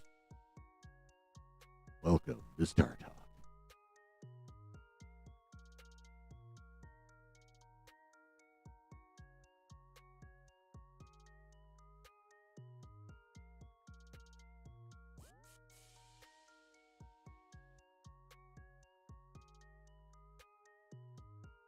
Yeah.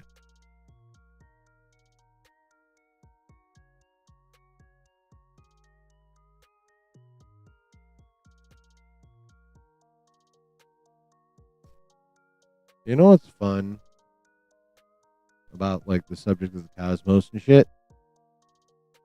Is eventually talk always has to roll back around to aliens.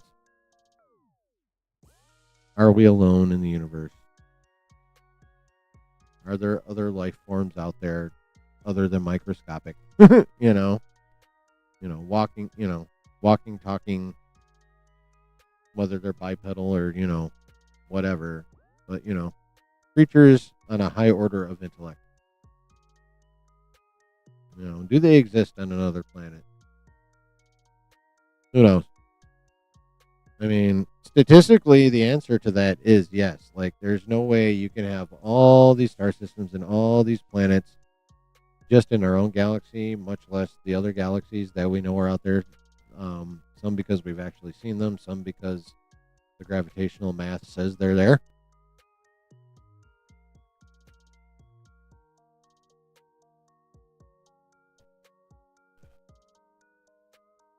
Elon Musk has proof alien life exists.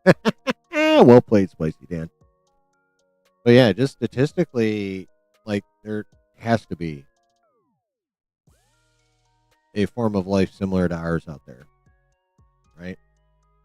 There's just too much other shit out there for there not to be at least one other planet with life on it like ours, right? So here's the fun part, and here's where I'm going to be circling back around to, like, light and time and light years and shit. Remember how I was talking about, like, light years, and the closest galaxy to ours is 25,000 light years away, and the closest star system is 4.34 light years away. Assuming there are aliens on another planet.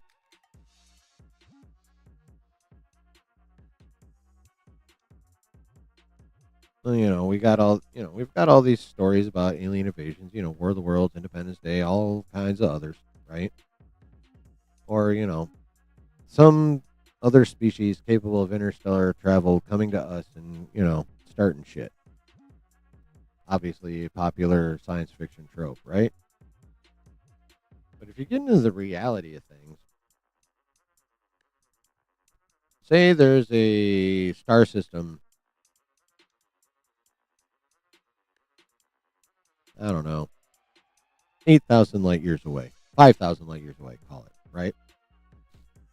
So there's a star system with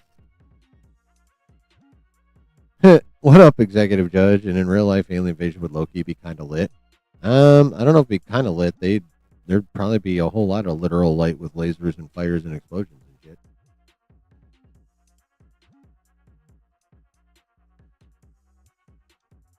But so yeah, assume there's some aliens on a planet in a star system 5,000 light years away.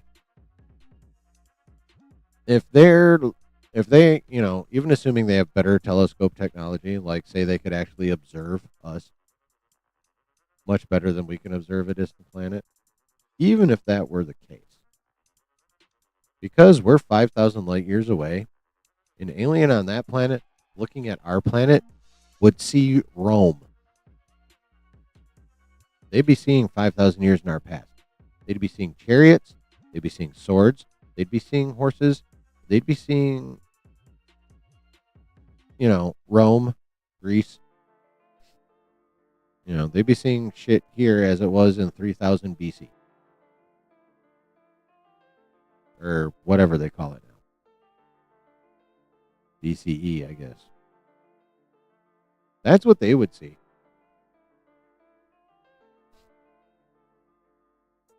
They would see the Roman Empire. In North America, they'd just see the indigenous people. Well, in the Western Hemisphere, they just see the indigenous people living their simple lives. Mayans building pyramids and shit like that. They wouldn't see us as we are now. When they'd see that 5,000 years from now. Or 2,000, 5,000 years from now. That's when they would see us as we are currently.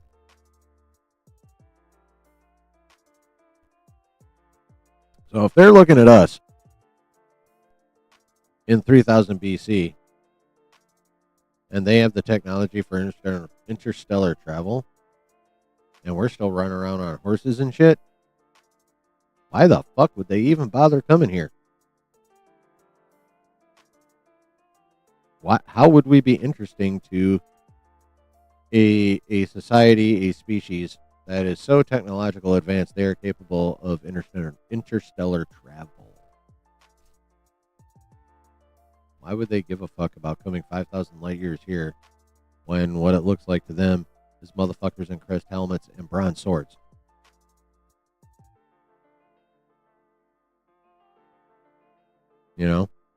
See, that's like the real life physics shit. That's the real life physics shit. That's like not the sci-fi movie shit. That's the real life physics shit. Which, while it does kind of poop on all the fun of these movies and shows that we enjoy watching, it's like still super fucking interesting to think about, Yeah.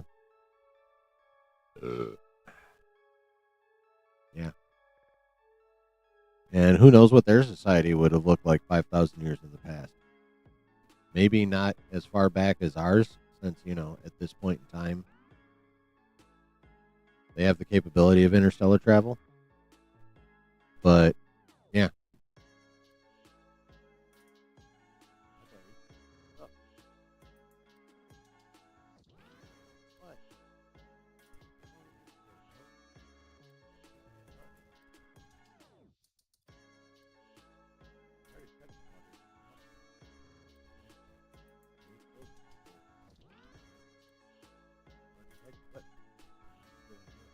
Deal.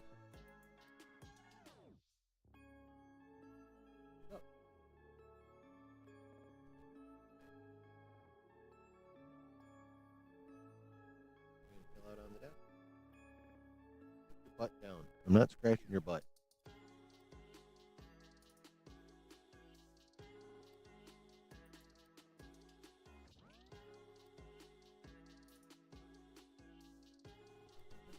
Nope, not. You really have to love on my microphone cord. Please don't break it. Fucking cats. Yeah, well. aliens exist other than microscopic beings, what do you think they might look like?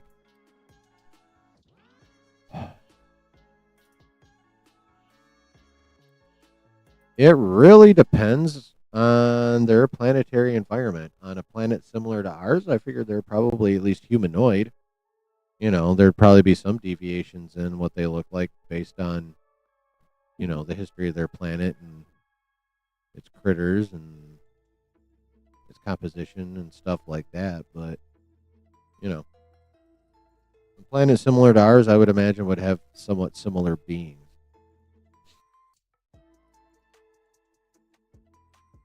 That would mean they developed or were created, depending on your point of view, in the same way, or at least similar enough ways. Yeah, it really depends on their environment. I can see, say there's a planet that was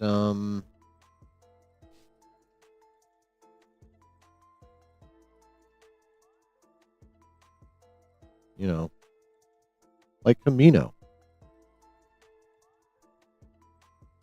You could end up with a bunch of, or maybe not Camino. What's a better example? I'm going to use Star Wars planets.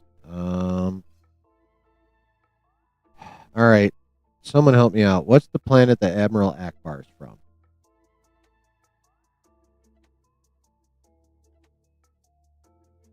You got the squid face Quarrens and Admiral Akbar's people. They look like that because they're mostly underwater society. So a water planet would probably, you still might end up with like bipedal humanoid-ish looking critters, but Mon Cala, thank you. You're right, the Mon Calamari. Jesus Christ. Duh. But yeah, so they'd look a little bit different because they would have, you know, live in a watery environment, so they'd probably have, a bit more fish-like of an appearance than we would. But they could still be bipedal and humanoid.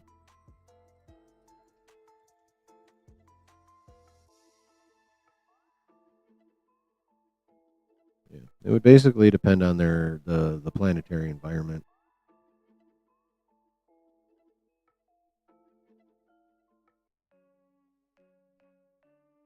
and what adaptations they made over time.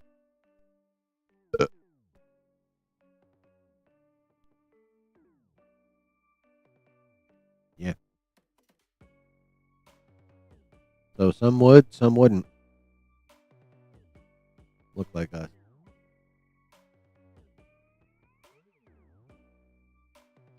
Yep. Imagine if aliens look just like us. Well, then they probably would come from a planet very like ours. At least that's what I think.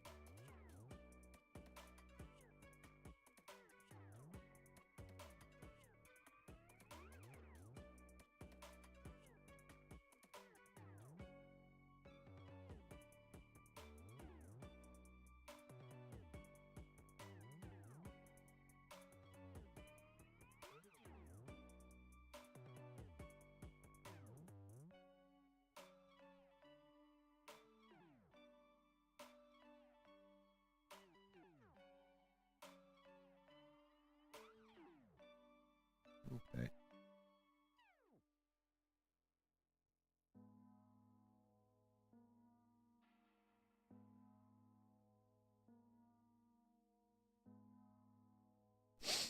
Yeah. What else you guys want to talk about? I've been rattling on about fucking astrophysics for quite some time. I mean, not that I mind. I can start fucking around with black holes.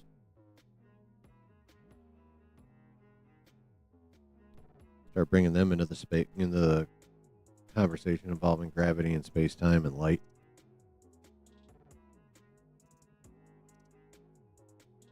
Because gravity isn't dependent just on mass; it's also dependent on density.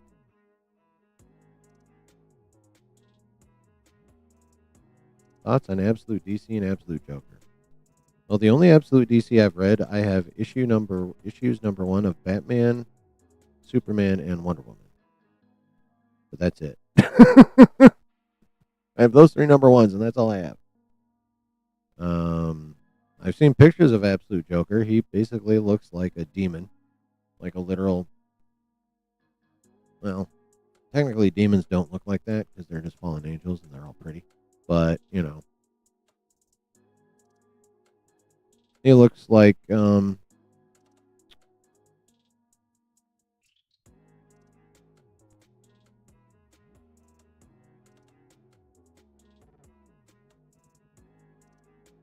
kind of weird fanged ass.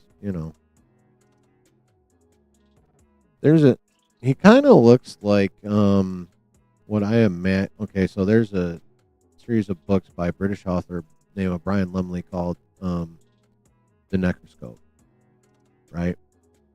And the premise behind those is there's this dude named Harry, and his main supernatural extrasensory ability is to speak with the dead, right? That's why he's a necroscope. He can look in on the dead. And the main premise being that when we die, our consciousness remains basically in our gravesite. We eventually fade away. Our consciousness eventually fades away and moves on to some sort of afterlife, but it hangs around. It hangs about Earth, for quite some time. And this dude could talk to the consciousnesses and of dead people, and get knowledge from them and shit like that. And then the villains of the story are vampires, but they are the vampires in these books. The actual vampire itself is like a creature that kind of looks like a slug. But its flesh is malleable. It can form itself into different shapes and shit. And you only get like the humaniform kind of vampire when the slug invades the body and takes it over. And basically melds with the body. So like the human body then gets all these shape shifting attributes and yeah. It like they still like to live on blood and shit like that, but they can also eat normal food. Junk. But in their when they're in the form what this author calls Vampyri, Wamphyri. They kind of look like how the Joker's drawn, like when they're in like full battle mode. They're like they get big and scaly and fucking humongous maws full of teeth, clawed fingers and shit like that. It's kind of like what the drawing of Absolute Jokers that I've seen reminds me of what I thought those critters looked like in my mind.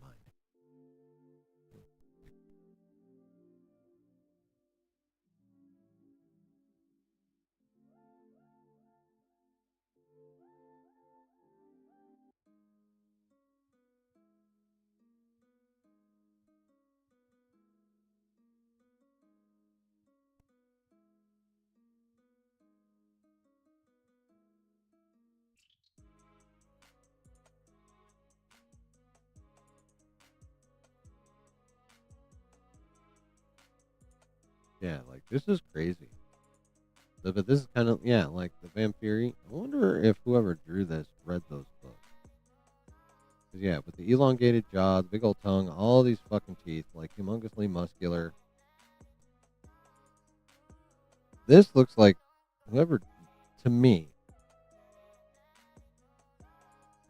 it just makes me wonder if whoever drew this read those books, because it looks like it at a minimum is inspired by those books. The vampire Vampyri creature. Yeah, that's nuts. Like, I don't know what they're doing with the absolute line, but I kind of like it. Look, they got these fucking Godzilla spikes and a fucking pointed tail. Pointed, devil tail. That's crazy. Although Killer Croc was ridiculous, too.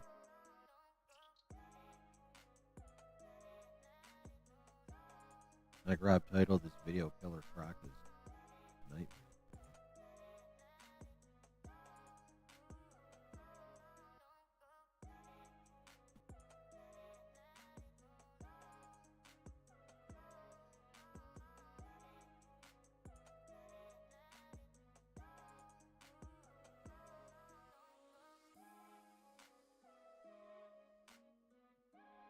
Look at this motherfucker.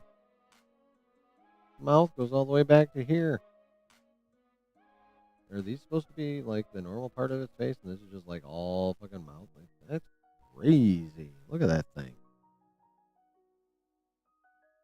And I don't dislike it or anything like that, but absolute line, the imagery and the art is fucking nuts, bro.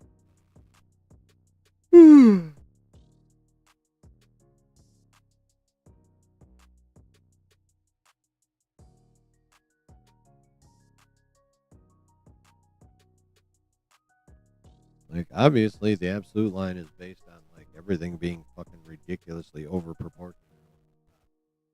I,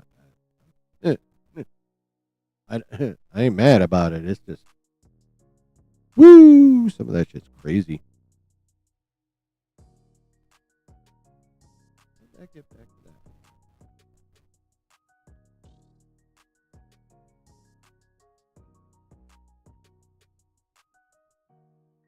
Necroscope sounds like a cool novel series. Oh, I love it.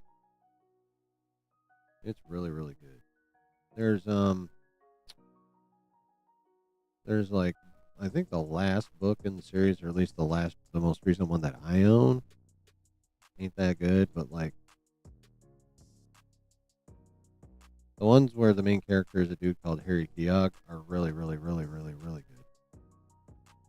Then there's a trilogy that happens at a later point in time, which involves a lot of characters from the Harry Keogh line in Necroscope books, but there's a new one, a new Necroscope named Jake. Still pretty cool though.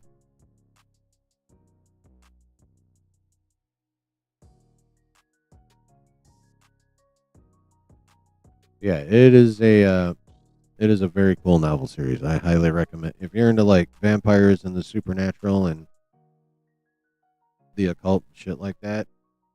They're really, really good. Now the author is British, so there's a little bit of British terminology in there, and like the characters are based out of England and shit like that. But it's a really good series of books.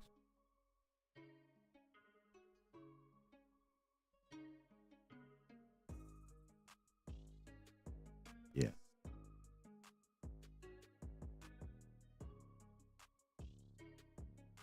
Brian Lumley's a bit of a perv too.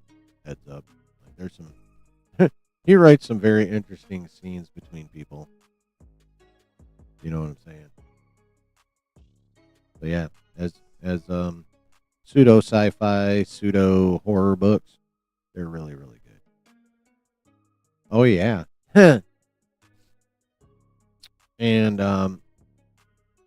one other talent that the hairy dude in the Necroscope books has, besides being able to speak to the dead, he's a like a natural mathematician, which after he talks to some genius dead mathematicians, he is able to tap into form something called Mobius doors and tap into the Mobius continuum, which basically he conjures these doors mathematically somehow by like solving a formula of some kind. And he's able to step through them into the Mobius continuum where there is literally no time or space. So, for example,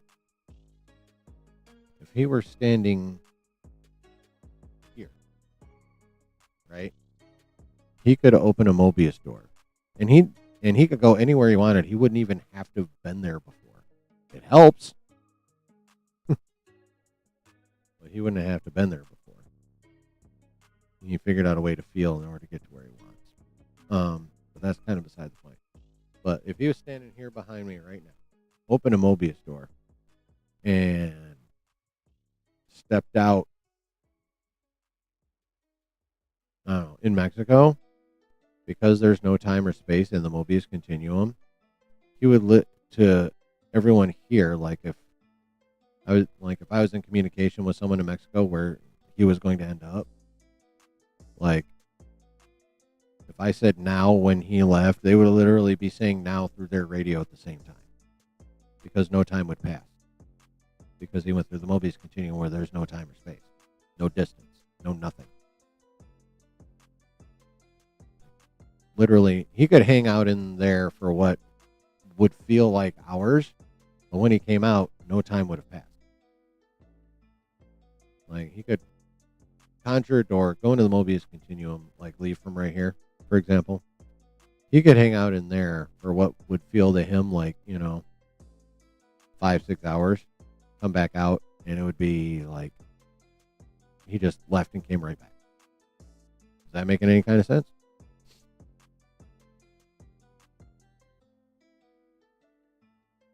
Yeah. It is pretty fucking cool. A little trippy, but it's a very cool concept.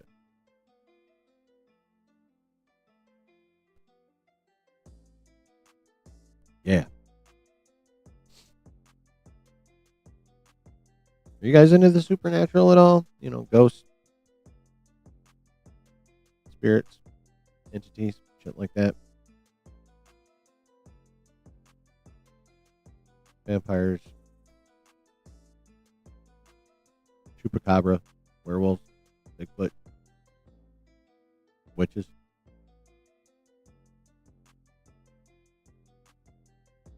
Y'all like that shit? I like that shit.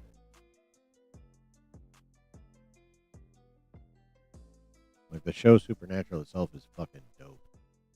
But like just the occult in general is kind of cool.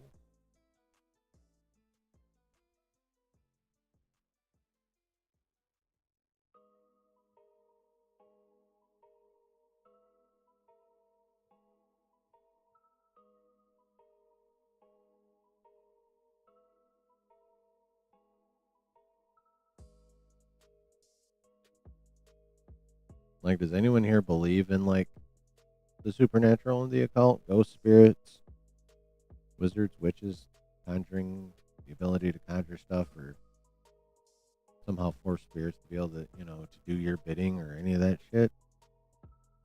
Anyone believe in any of that?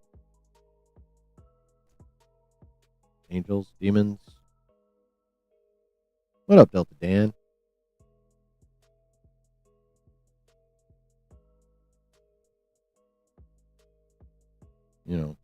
Immortal souls.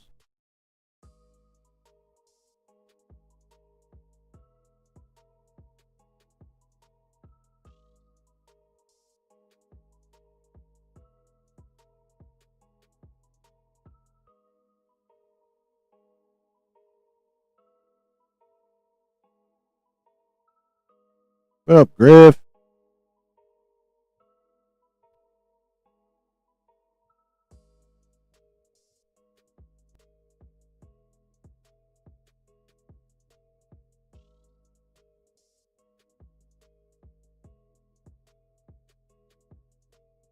Believe some of it.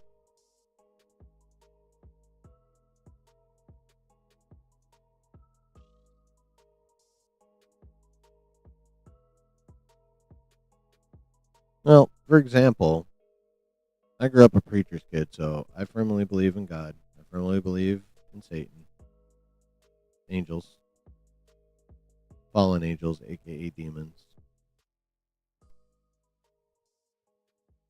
I believe they all exist, right? As insofar as, the spiritual world. I firmly believe they all exist. The only thing I'm not sure of is the extent to which they are actually active, in terms of like, us, and like, for example, possession, poltergeist type things. That that's the part of it I'm not like where my skepticism starts to rear its ugly head. Like it's not that I don't think demons don't exist. Like I definitely believe that they do exist. My skepticism comes in when it comes to like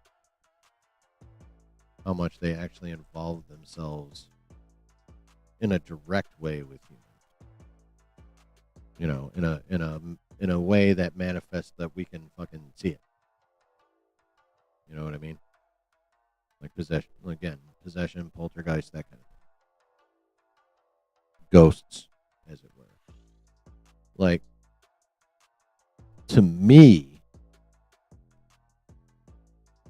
like if someone does actually see a ghost per se, to me that's not the spirit of the person that died. That spirit has moved on. To me, that's a demon fucking with people, taking on the appearance of said passed on loved one. That's how I feel about that shit. Like actual ghosts of humans, I don't think exist. Once the soul leaves the body, it goes one direction or the other.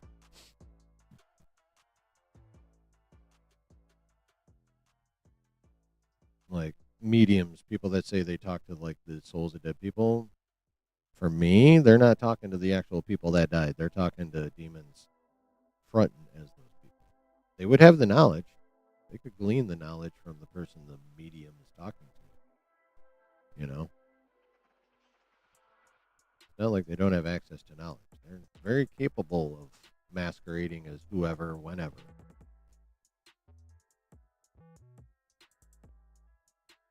And I actually believe that does happen on sometimes, if for no other reason than if people believe in psychics, they don't need God. And of course, that's a demon's mission is to get people, turn people from God. And one big way to do that is to make psychics and mediums and whatever look credible.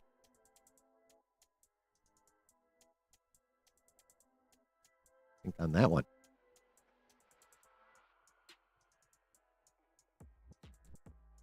That's just my thoughts on it. What do you guys think?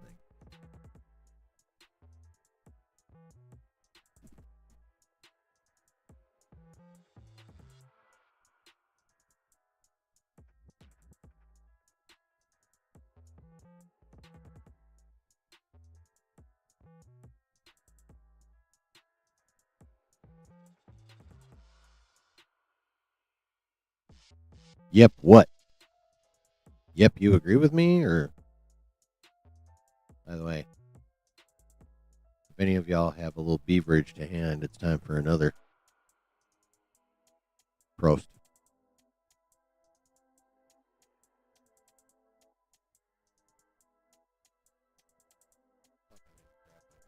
While I was up.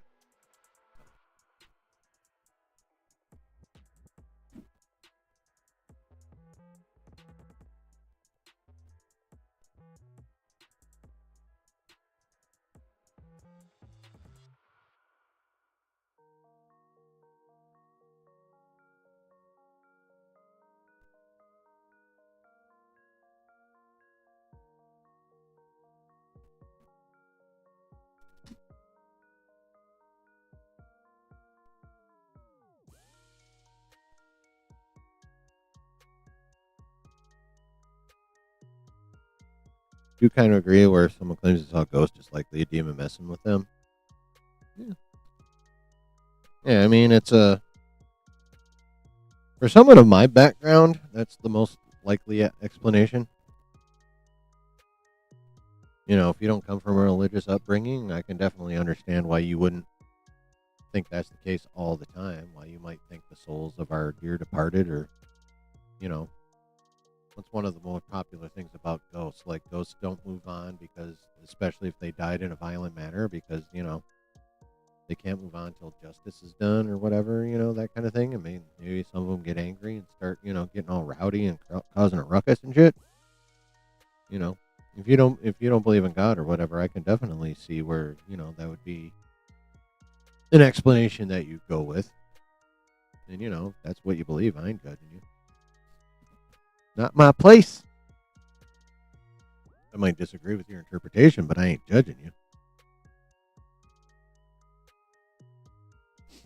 Yeah, that's how I look at it. They like to make horror movies about, Ouija boards and demons, and that I actually agree with. And that's assuming, you know, it's not involuntary muscle twitches when people do a Ouija board or whatever.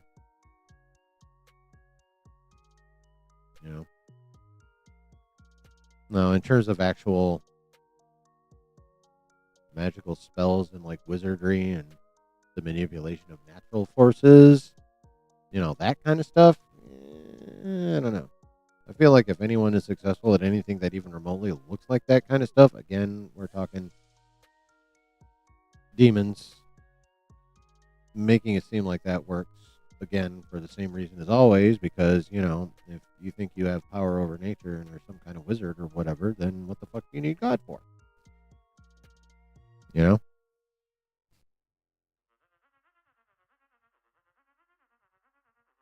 Yeah, that's the thing. I didn't like witches and wizards and whatever. They think they're manipulating natural forces, and in my mind, they're being manipulated by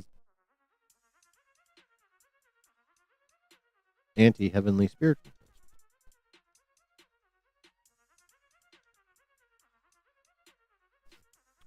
Like the person is the one being manipulated, not the one doing the manipulating.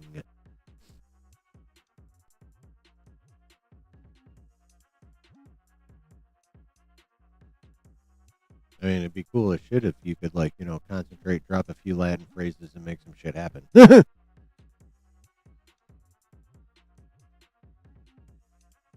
Like, if you could actually legit channel natural energies and shit. Y'all know about ley lines? You know what ley lines are?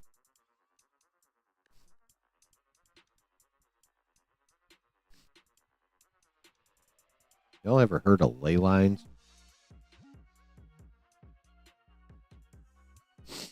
What ley lines are basically, how water can gather into like creeks and then, streams and rivers and shit? Well, energy also behaves like that, or, magical energy, as it were. Magical energy collects in hollowed out areas and, basically forms rivers of magical energy. And where these rivers cross, there's a nexus, which is even more powerful than an individual ley line because you got a bunch of ley lines that all meet, kind of swirl around. Energy goes in one ley line, swirls for a while, goes out the other one. So a nexus point is where a bunch of ley lines come together, which of course, results in you having access to the power of, the combined power of said ley lines. However, because it's spinning, it's going to be that much harder to control.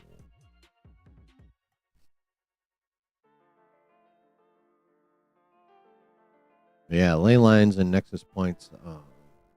That's another popular source of magical energy in fiction, both in books and some role playing games. There's a role playing game called Rifts, and that's like the big thing behind it, except for like nexus points. The magic is so powerful there, it like literally rips holes in dimensions. So there's like all kinds of critters that come flying out of there, and it's a big old mess, but it's also really cool. I don't know if any of y'all are into role playing RPGs, but if you're into RPGs, for example, like, there's the gold standard of RPGs known as Dungeons and Dragons, right? But there's, obviously a shit ton of them out there. But Rifts was one I played in college, and it was really fun. Also played Vampire the Masquerade. That one's pretty fun. There's a werewolf version of that, which I can't remember the exact title of right now. That's pretty fun. But yeah.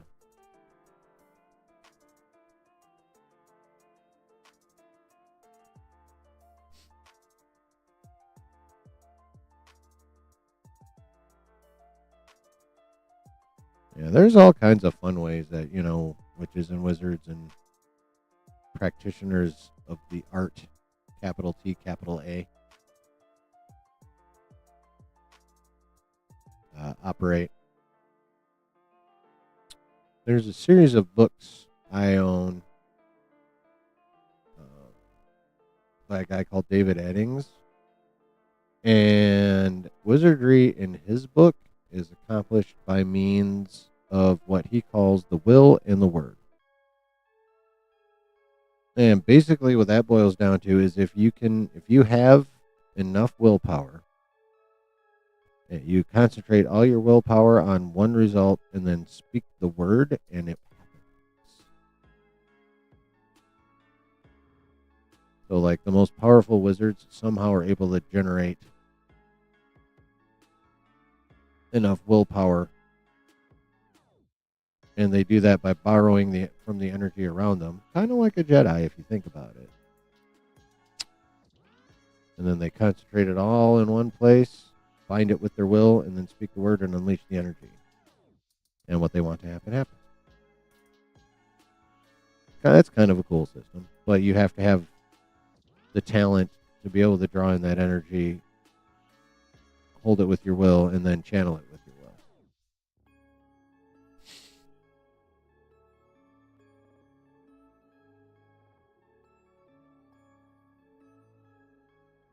And what's cool about that is, in that world, kind of like George Lucas with the Force, as he said, is everyone has the potential, but, like everything else, talent comes in degrees. So,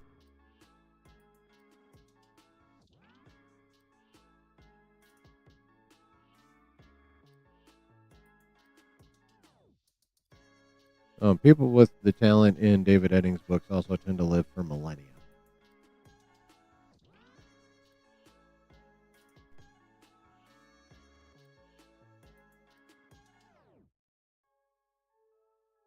But that's also, he writes fun books. They're not like, super deep, super involved kinds of books, but they're a very fun read. The story's cool, pacing's good. It's a kind of, he writes basically sword and sorcery adventures. Excuse me.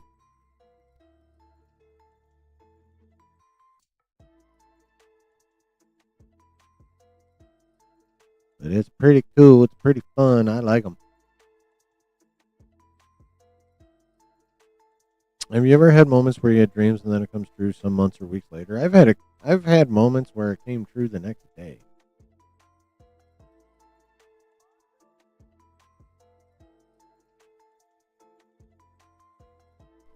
Yeah, I've had that happen before.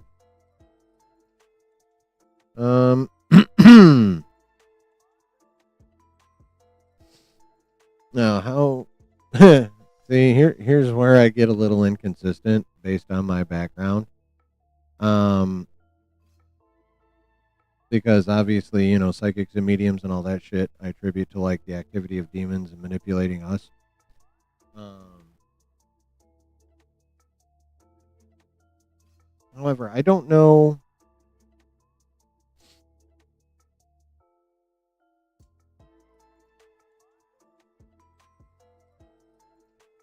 I don't know if, like, say, for example, demons can know the future. That I'm not sure of. I don't know if they could be like, if they could see what's going to happen down the road and then put that in our brains or not. Um, it could be that. It could be something as simple as the power of the subconscious mind to extrapolate. Could be coincidence. Precognition's a very interesting subject.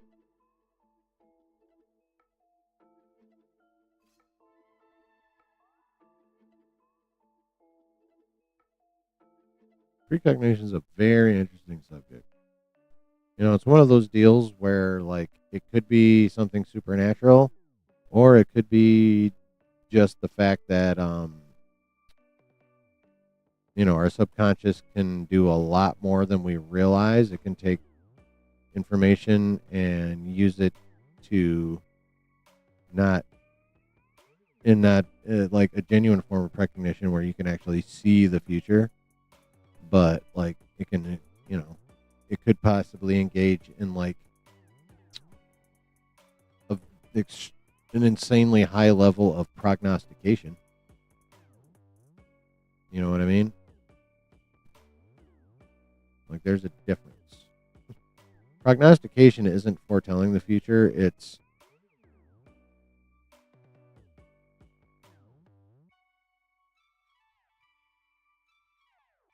Uh, it's being able to take all available information and then figure out the most likely outcome. Dude, do not step on my stuff. Can you see his butt? Yep, there's his butt. Come on, buddy. You go on. Go. Go. Yeah. What are you doing, dude? What the fuck? Don't ask me. I don't know. Don't ask me. I don't know.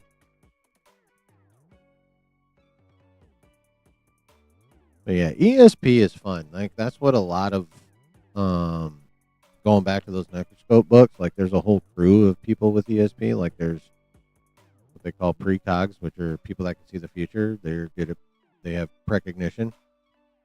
There are actual telepaths. There are empaths. Um, there's one dude who's basically a human lie detector. Like he knows instantly if you're lying or withholding information in any way, shape, or form. And it's not because he's like really good at reading body cues or anything like that. He just fucking knows. Right? Um, there are other people whose talent is being unable to be read by anybody with talent. Like their minds are locked down. Precogs can't see their future. Telepaths can't read their thoughts.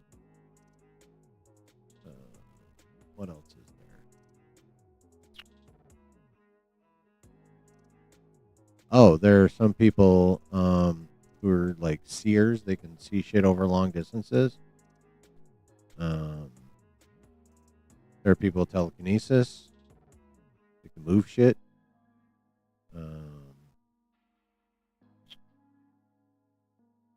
I think what else. But yeah, like ESP and shit like that's also a big part of those Necroscope books. It's pretty fucking cool. Like ESP just in and of itself is a really cool subject. Telepathy, telekinesis, that kind of thing.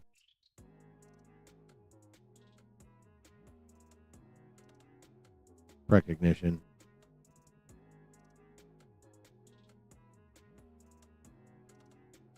Like in those books, precogs like get an idea of the future, but generally the farther out they try and see, the less accurate they get because things just kind of go in flux to some point. Actually, you know what? I take that back. The talent levels of precogs in those books are based entirely on how far they can see. It's not necessarily their accuracy.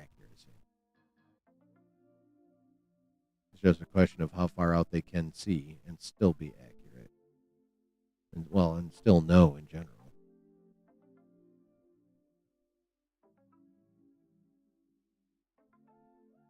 Like most precogs in those books are good for just like a few minutes or a few hours into the future with any kind of accuracy.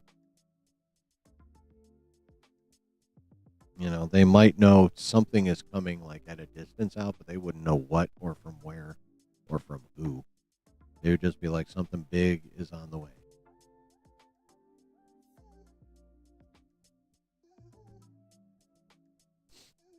Something like that. And of course, telepaths have limited range. Some of them actually have to look you in the eye and like see into you. Others more talent. They just can pick up thoughts around them. Some of them have to actually shield themselves in order to not pick up the thoughts around them. They're that sensitive. Hi, buddy.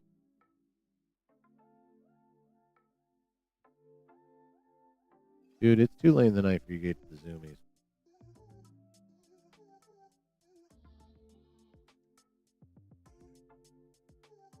Even looking at it.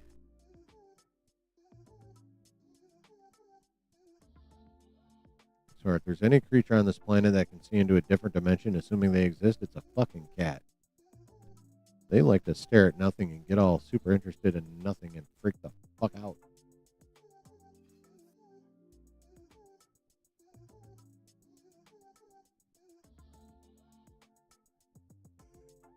Like, think about, like, let's just go with telepathy.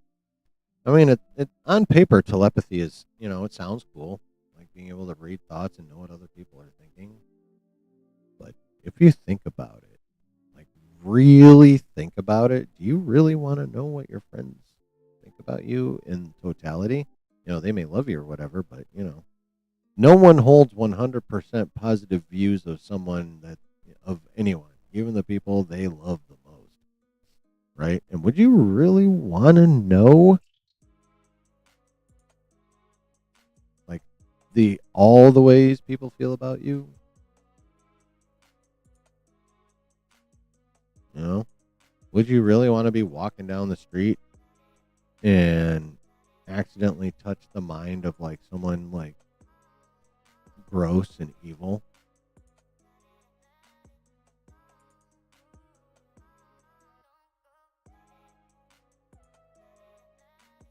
Just randomly and like be stuck with that feeling of like you, but coming from inside your head?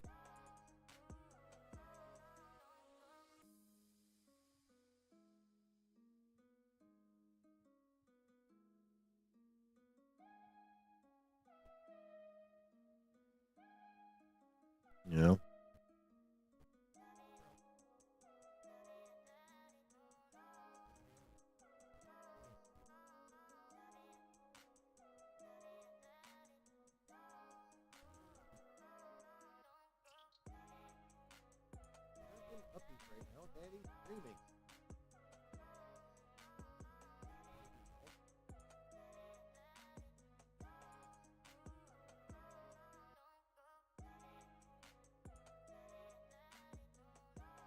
Are you happy now? Not actual uppies. I'm not walking around with you, but you missed my cat's ass. Look at this big motherfucker. We're talking about extrasensory perception now, specifically telepathy at this point. Oh, it sounds cool on paper, but like, do you really want to know what people think of you? Like, what they really down deep at their core think of you?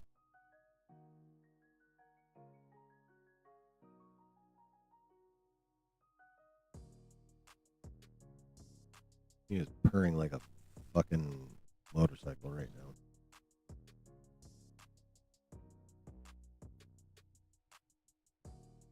My cat has the quintessential purr.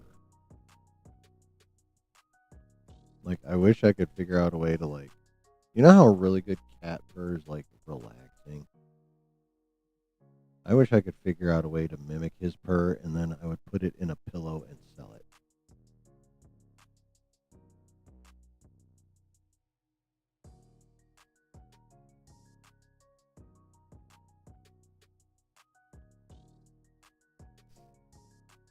Now, another interesting aspect of telepathy is not just do you really want to know what people think of you, but assume you also have the ability to go Professor X on people and like manipulate their minds, add memories, take memories away, cause them to do things. You know, there's a whole big old moral discussion around, what should you do, what you shouldn't do, what lines, can be crossed in certain circumstances, what lines are never to be crossed under any circumstances, that kind of thing. Telepathy's fun like that.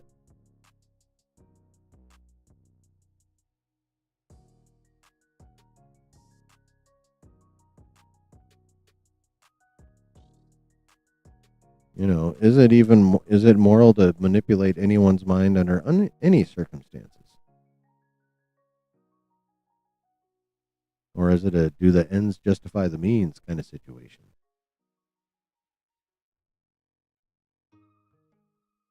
Icarus, what's going on? I don't want to know what people are thinking. I have Twitter and that's bad enough. Yeah, I actually took the entire day off Twitter today. I just didn't feel like dealing with it.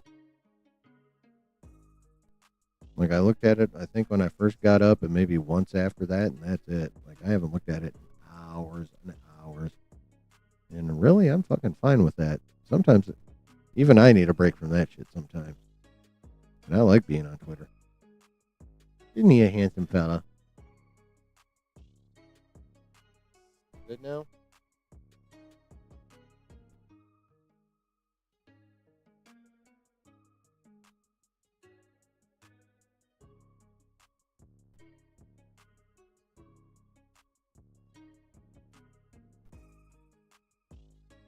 And that's a fair point, Chris. Twitter is a fucking cesspool.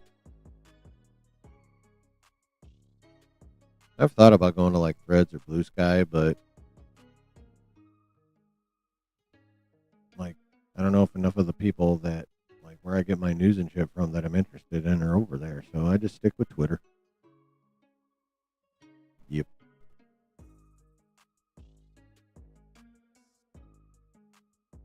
Yeah, there's a whole lot of moral ambiguity to the telepathy kind of thing. Now, telekinesis, on the other hand, much more morally simple. If you're running around popping people's clothes off without their permission, that's bad. If you're using it to kill people, that's bad.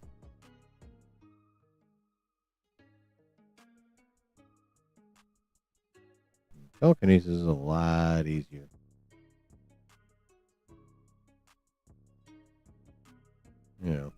I mean, there's always moral questions around the use of any kind of power, whether it be mundane or extrasensory.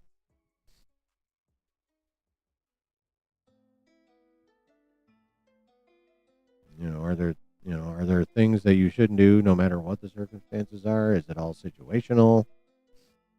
Situational ethics is, well, that's a whole motherfucking thing in and of itself. But it's how a lot of people operate, though. People have their things they think they wouldn't do, how they would take the high road. But, how strong are your ethics, your beliefs, your convictions when they are tested to a bit of an extreme level? When the rubber meets the road, as they say. Blue Sky, but there's much going on. Exactly.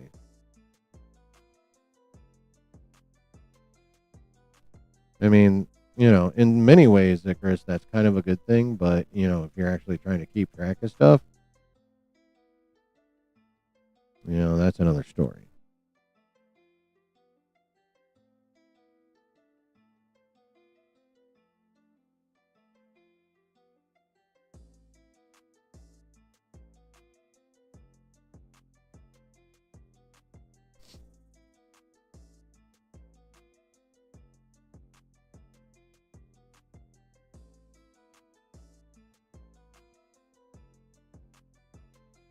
Like, here's a fun one, chat. And riddle me this. Say you're a telepath. And you're out and about on the weekend, cruising bars and shit, right? And you see a hot chick, and you're like, I really want to clap them cheeks. And let's say you choose not to take like outright control of her mind, but just like find the portion of her mind and that generates sexual interest and tickle that a bit and kind of aim it at you, right? Basically delve into her mind and make her horny for you, like irresistibly horny. And then y'all dip out, have some sex. Because that was the result, technically the result of a mental manipulation. Is that now the R word? Is that now SA? Because would she have normally done it, or did she only do that because you went in there and gave her a little mind tickle before you gave her the pickle tickle?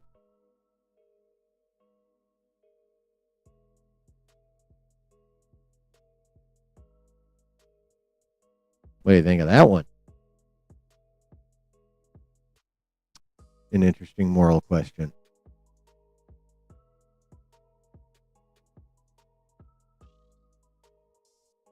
Like, did you basically give this chick a telepathic Mickey, as it were? Instead of spiking her drink, did you just spike her brain? You know?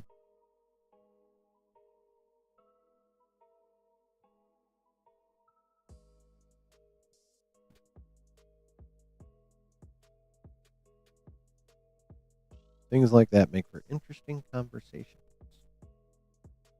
Why telepathy is so fun. And so problematic.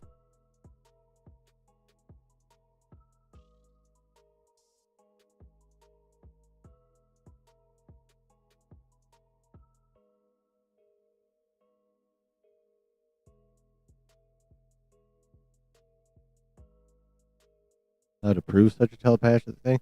Well, yeah. See, that's why it's more of a moral discussion than a criminal discussion, because there's no way to prove that shit. Not unless you have an EEG like being read by someone off site on a telepath constantly. You know, you'd have to literally be measuring their brain activity 24/7 to know if they're getting up to some no good. And you'd have to know exactly what they're doing at any point in time where you read, like, say, a spike in brain activity or a spike in a certain area of the brain. Like, that's literally the only way you could do it. Prove it. Because to the chick, it would feel natural. You know, she'd just be like, damn, this motherfucker makes me horny. She wouldn't know that you're in there tickling her mind with yours.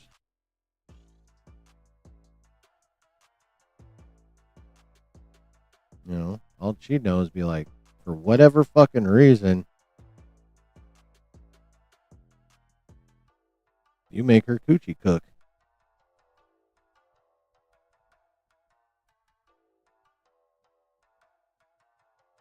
Oh, Professor X would go to jail a lot. Not necessarily for, like, you know, the situation I'm talking about, but in the comics, Professor X is really fucking sus. Like, he likes to he likes to shit on Magneto for his moral ambiguity, but Charles gets up to some shit in the comics where he's in any number of situations he's no better than Magneto, and in some he's worse.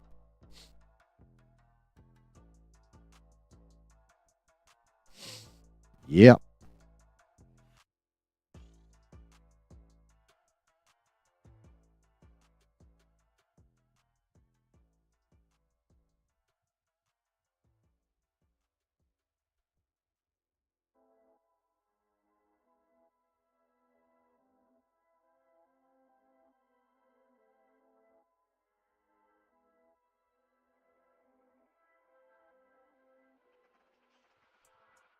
Yeah.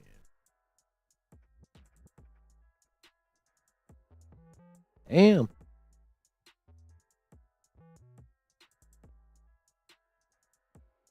I just, like, I've been kind of glancing at the clock off and on, but I just like realized we've been doing this shit for 3 hours on, like, with no actual subject.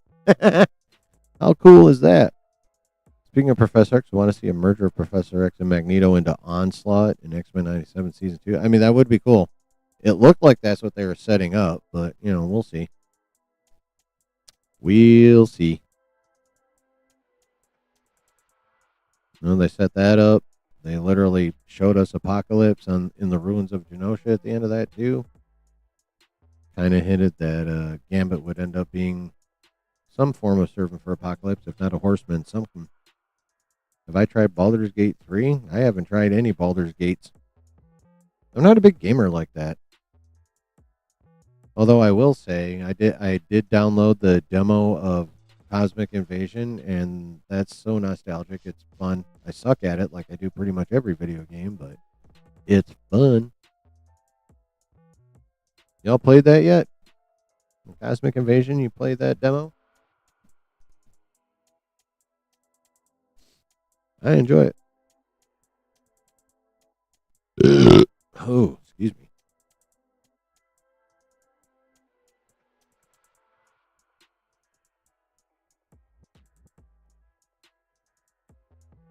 Oh, it's pretty fun. I have to use the keyboard, but it's pretty fun.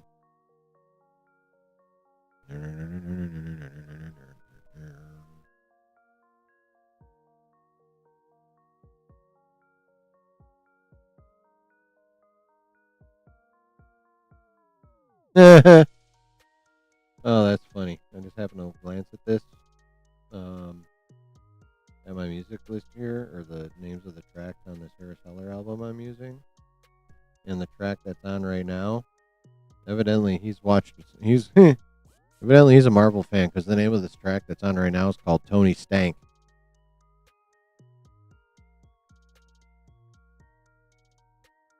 When it, I don't know. I actually looked that up earlier, Executive Judge, and it just says 2025. So allegedly, sometime between now and December 31st. You haven't heard of Cosmic Invasion? Oh, it's fun.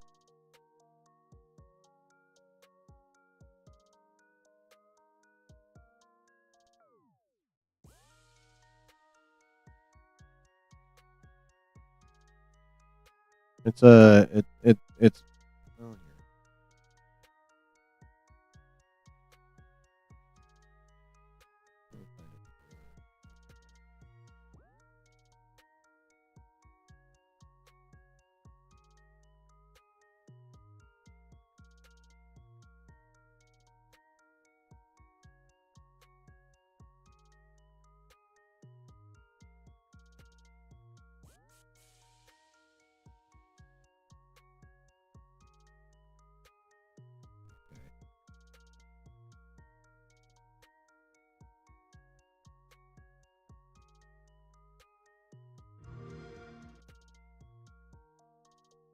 Oh, so this is the trailer for it. It's like an old school 16-bit side scroll. This is not gameplay.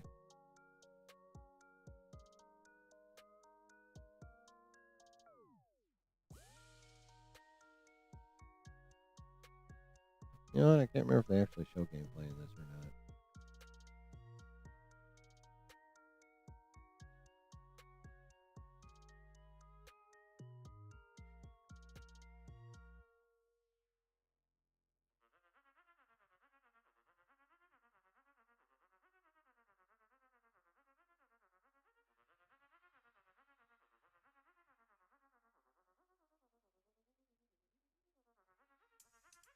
If this isn't. Oh, here's the gameplay.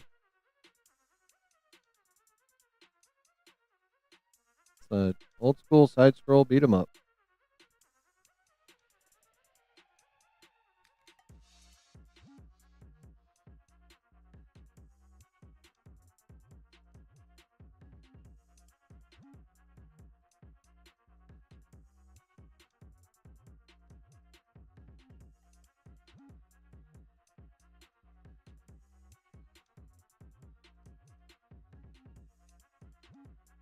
Even that just says 2025 at the very end. Yeah, it's an old school side scroll. You ever played like the Teenage Mutant Ninja Turtle games from like the mid to late 90s?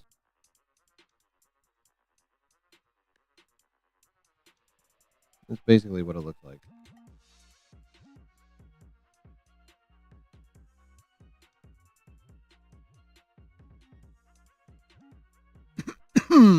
Hope after Secret Wars and X-Men we get the Annihilus art. I mean, that's a rumor.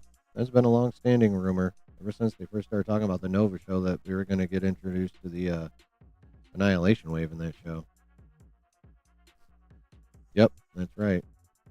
Executive Judge. Yeah, there are new rumors about who Sadie Sink is playing. Supposedly she's going to be a multiversal shapeshifter by the name of Shathra. That's the newest one. We'll see.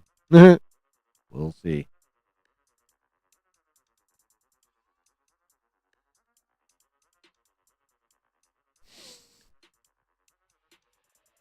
Remember the anti-piracy codes with the red on red paper? Yeah.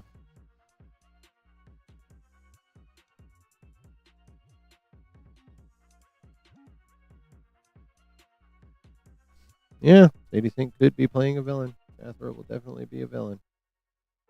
If that's who it is.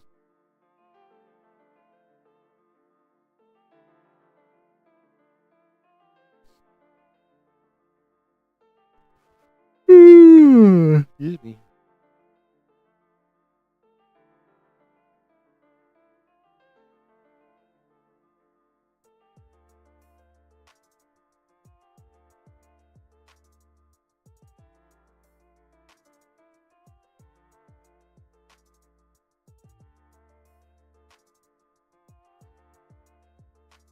All right, guys. I'm starting to get tired, as you can see by my increasingly frequent yawning. I think I'm going to get out of here. Hope you guys found the discussion tonight interesting, even though it was barely, well, it was definitely nerdy, but more science, much more astrophysics nerdy than, comic book movie nerdy or Star Wars nerdy. You guys enjoy it? Did you enjoy the stream tonight, guys? We didn't get into anywhere near the heavy shit I thought we could, which is both cool and minorly disappointing, but, I had a pretty good time with this shit. I hope you guys did too. Thank you for being here, especially those of you that jump in from the beginning and hang out the entire fucking time. Because I don't generally have short streams. And watch parties are shorter, but these Saturday streams tend to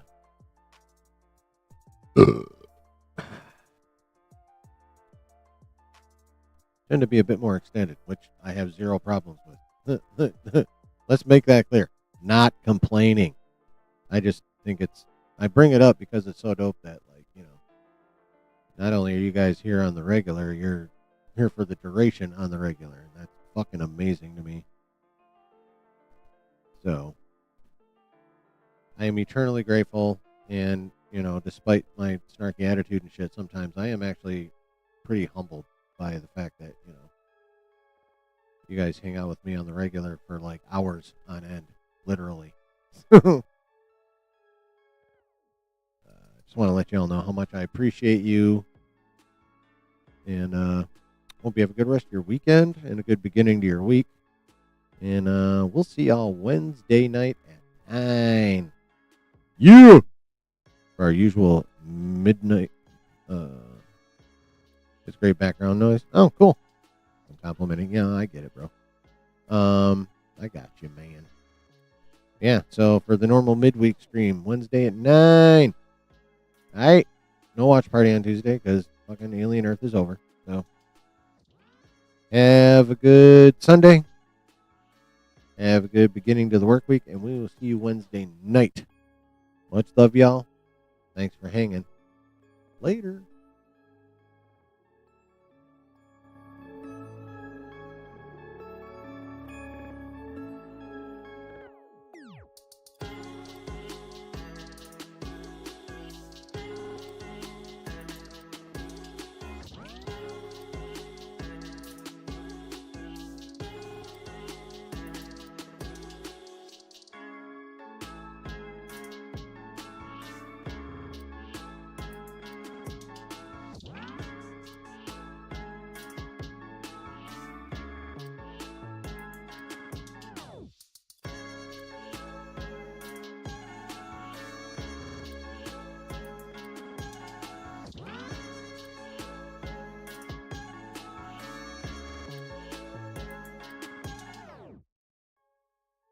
Oh, yeah. I think that was a pretty fun stream, y'all. I hope you agree. Hope you enjoyed the discussion of whatever the fuck popped into my brain for the most part. Even though Admittedly, it was mostly astrophysics and shit, but I'll admit a lot of that is because when I was door dashing earlier, I was listening to a lot of Star Talk. So it was kind of in the forefront of my brain regardless. Shit. Anyway, again, let me reiterate my gratitude for you guys and how dope it is that you guys choose to spend your precious time here listening to me blather about stuff. So thank you very, very much for being the dope ass community that you are. And we'll see you Wednesday night at 9.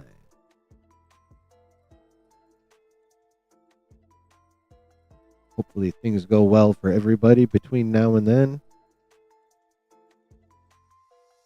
And remember, guys, wherever you're at and whoever you're with, always keep it nerdy. Much love, y'all. Bye-bye.